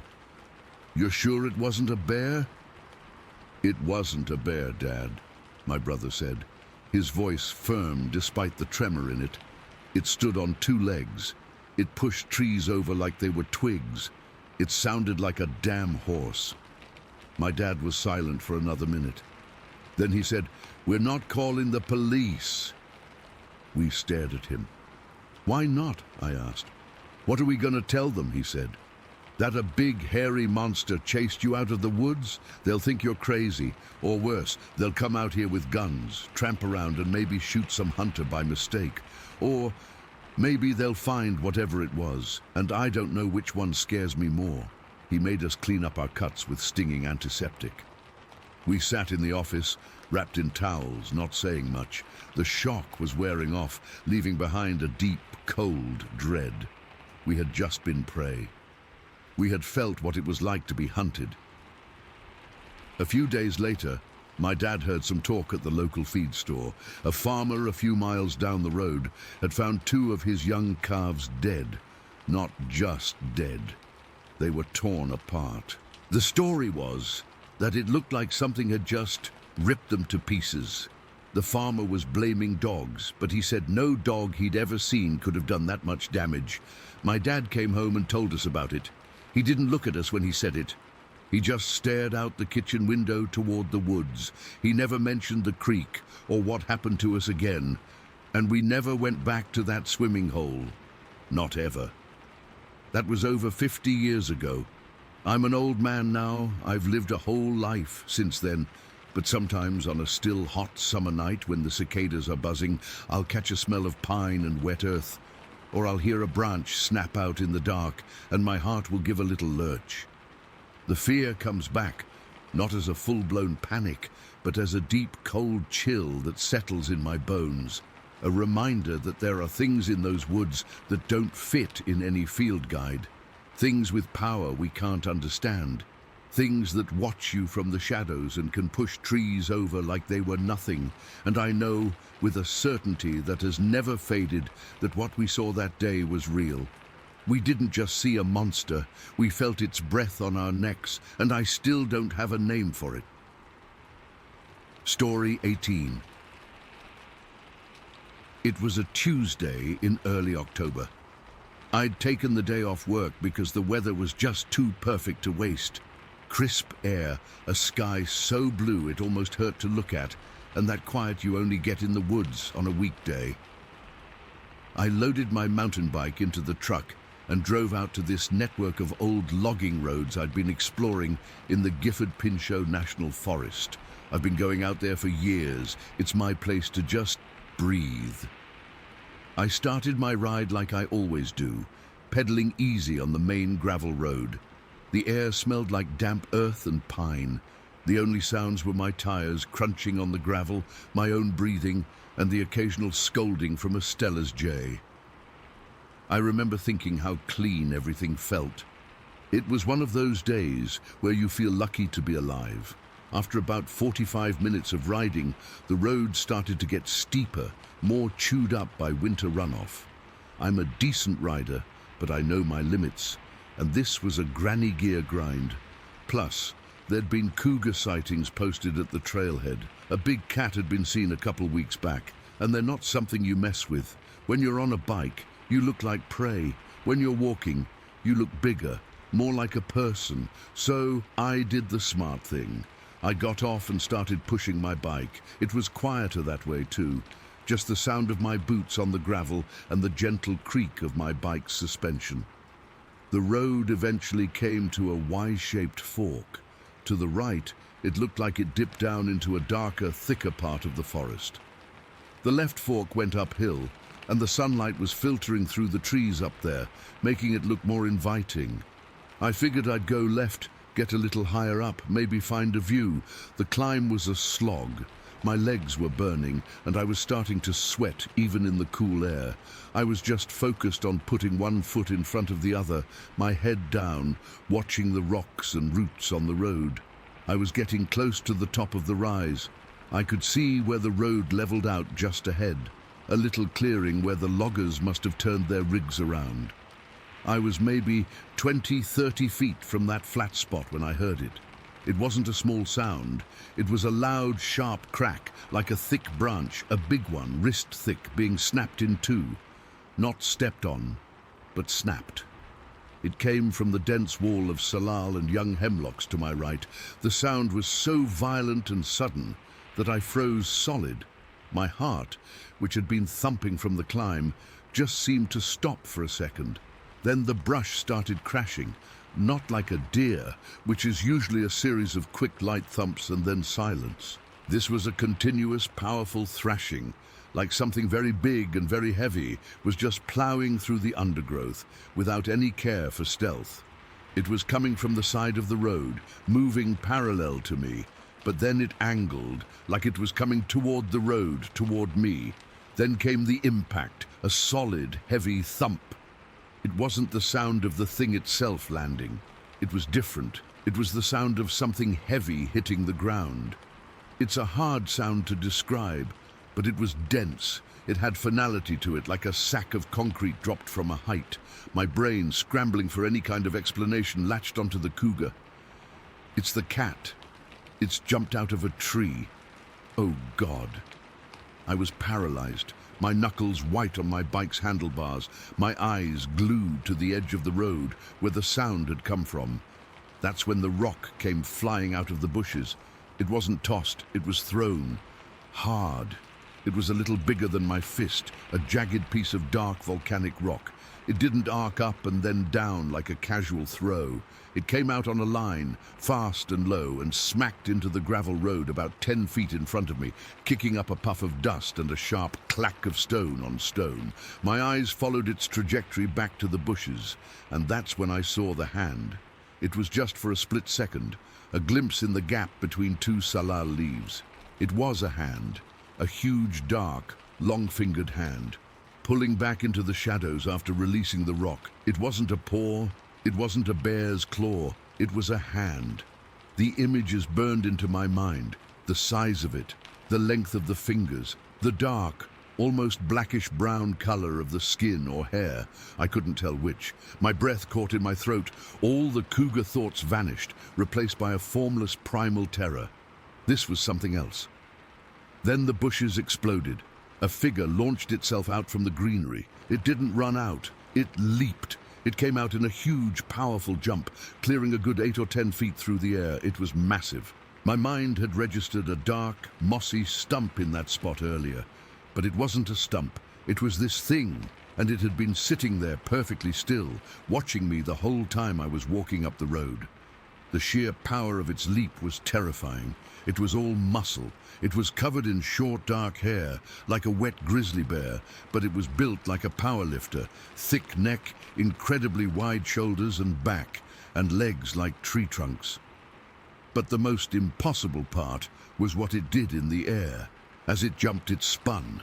It did a full mid-air rotation. It went from facing the woods to facing away from me as it landed. It landed with that same heavy thump I'd heard a second before. Its back now to me, about 15 yards away in the middle of the road. It just stood there. It was easily 7, maybe 8 feet tall. The silence that fell was heavier and more oppressive than any sound. The forest had gone completely quiet. No birds, no bugs, nothing. Just the faint, high-pitched ringing in my ears from the adrenaline. It was perfectly still. I could see the muscles in its back and shoulders bunching under the dark hair. And on its head, I saw it clearly. A tuft of hair on the crown that was shaped like a perfect V, the point aiming down its spine. The hair was longer there, a stark, sharp pattern against the rest of its head. I don't know what made me do it. Panic, maybe. A stupid human need to assert myself. My voice came out as a strangled, high-pitched yell. It wasn't a word. It was just a loud, "Hey!" The thing didn't move. Not a flinch, not a twitch. It was like it was carved from stone. It just kept standing there, its back to me, radiating this immense, silent power. It was the most intimidating thing I have ever witnessed. This wasn't an animal scared of a human. This was a creature that knew it had nothing to fear from me. And that's when the real fear set in, the icy, gut-wrenching kind. My fight-or-flight response was screaming at me to run, to jump on my bike and fly back down that hill as fast as humanly possible. But some deeper, more ancient instinct told me that would be the worst thing I could do. Running triggers a chase response. I was prey, and it was the predator, and it was giving me a chance. So I didn't run. I took a slow, shaky step backward. My bike was between me and it, a flimsy shield of aluminum and carbon fiber. I kept my eyes locked on its back, on that V-shaped tuft of hair. I took another step back, then another. The gravel under my boots sounded impossibly loud. "I'm leaving," I whispered, though I don't know if I was talking to it or to myself. Just, "I'm going. Okay?" It didn't respond. It just stood there, a monument of muscle and silence. I kept backing up, one slow, deliberate step at a time. My heart was hammering against my ribs so hard I felt dizzy. I was terrified that if I blinked it would vanish, or worse, it would turn around. I didn't want to see its face. The thought of seeing its face filled me with a dread so complete I almost couldn't breathe. I backed around the curve in the road, and it went out of sight. The moment I lost visual contact, the panic surged again. I spun around, my legs feeling like jelly, and I started walking as fast as I could without breaking into a run. I wanted to sprint, to scream, but I forced myself to keep it together. I listened so hard my ears ached. I was waiting for the sound of heavy footsteps behind me, for another rock to whiz past my head. But there was nothing, just the sound of my own frantic breathing and my boots on the gravel. I didn't get back on my bike until I was a good quarter-mile down the road, back near the Y fork. I was shaking so badly I could barely swing my leg over the frame. I didn't even pedal. I just pointed the bike downhill, tucked in, and let gravity take me. I flew down that mountain, the wind whipping tears from my eyes, not stopping until my tires hit the pavement of the main road miles away. I sat there on the shoulder, bent over my handlebars, gulping air, my whole body trembling. I looked back up the mountain, at the peaceful, sun-dappled forest. It looked the same as it always had, but I knew it wasn't. I knew what was in there. I never saw it turn around. I never saw its face. I just saw its back, that V-shaped tuft of hair, and felt the sheer, overwhelming weight of its presence. It was real.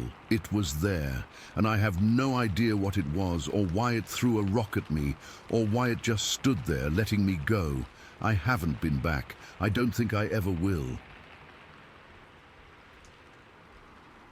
Story 19.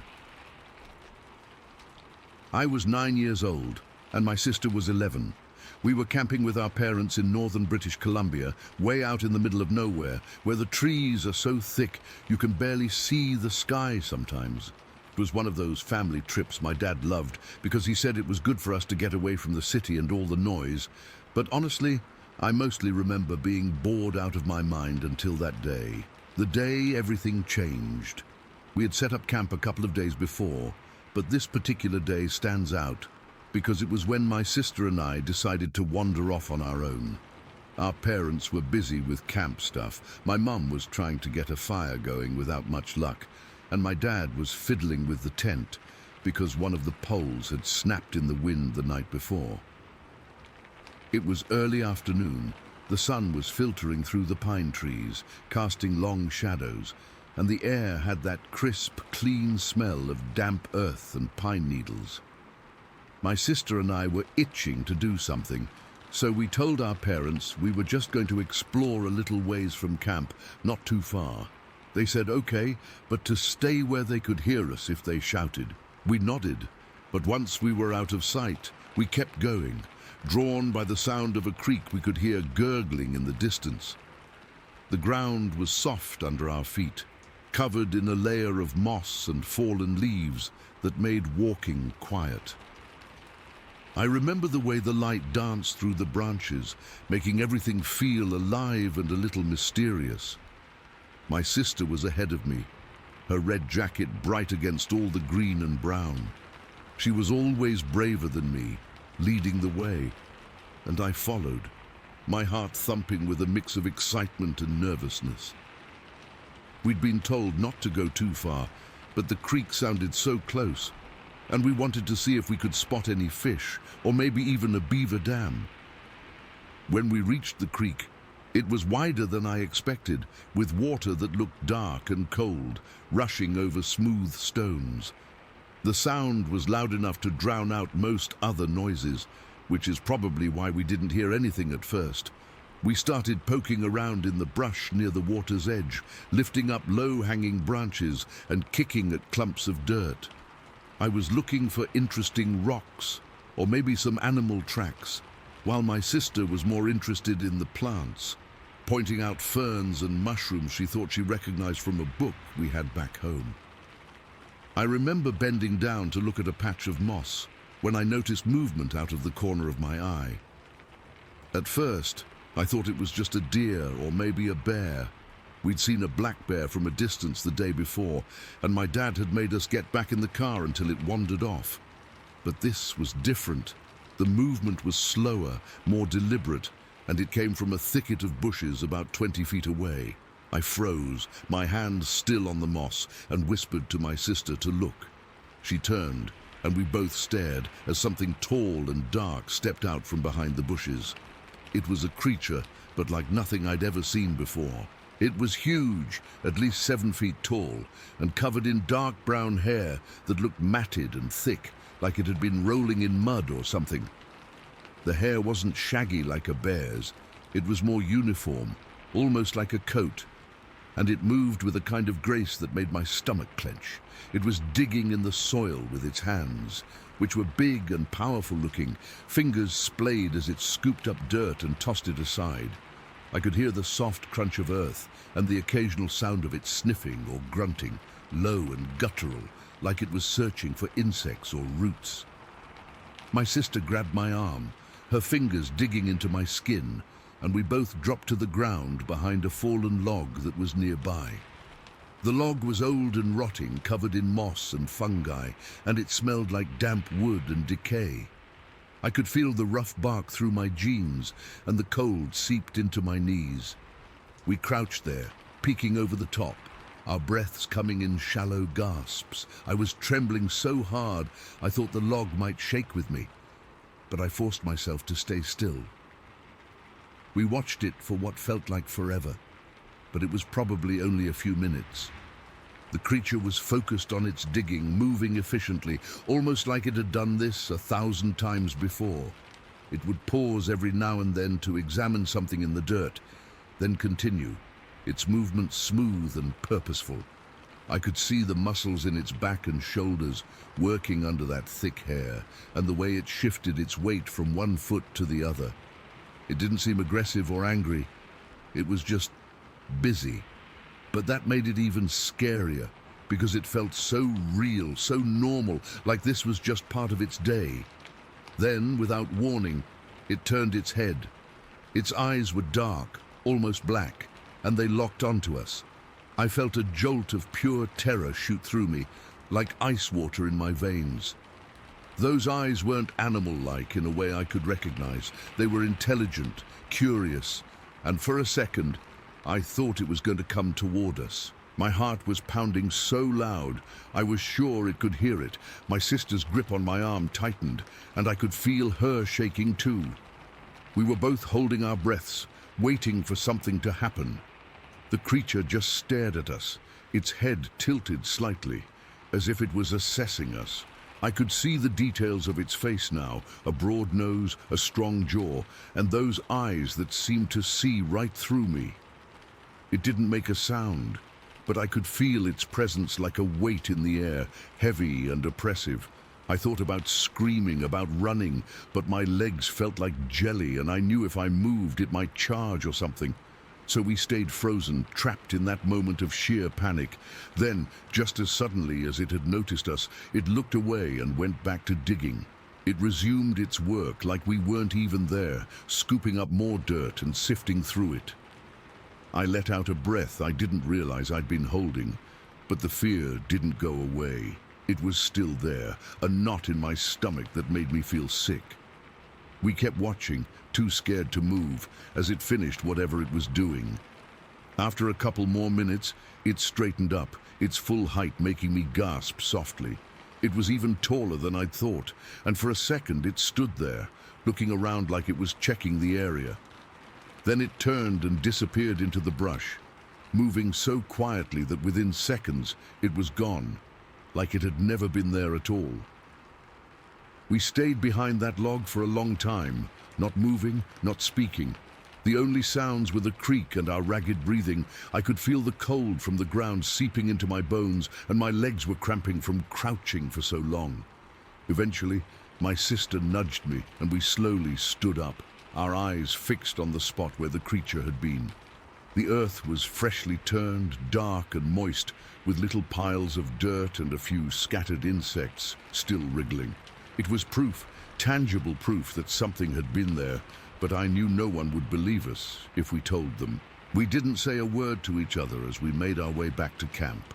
The walk felt longer than before, every rustle in the bushes making me jump. When we got back, our parents were still busy. My mom had finally gotten the fire going, and my dad was boiling water for coffee.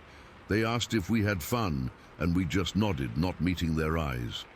I couldn't bring myself to tell them what we'd seen. Part of me was afraid they'd think we were making it up, or worse, that they'd get angry for going too far. But mostly I didn't want to talk about it, because putting it into words would make it more real, and I wasn't ready for that. The rest of the day passed in a blur. I helped with setting up dinner, but my mind was elsewhere, stuck back at that creek. I kept glancing toward the trees, half expecting to see those dark eyes watching us from the shadows. When night fell, the darkness felt thicker, more menacing. Every sound from the forest made my heart race. The hoot of an owl, the crack of a twig, even the wind rustling the leaves. I slept fitfully that night, curled up in my sleeping bag, images of that creature flashing behind my eyelids. The next morning, we packed up and left, and I never went back to that spot. But I've never forgotten it. To this day, I can close my eyes and see it perfectly. The way it moved, the intelligence in its gaze, the sheer size of it. Sometimes I wonder if it was just a bear or something else, but deep down I know it wasn't. It was something else entirely, something that doesn't fit into any box I can explain. And that freshly turned earth, that patch of disturbed soil, is burned into my memory as the only evidence of a moment that changed how I see the world. I still can't explain it, and I doubt I ever will.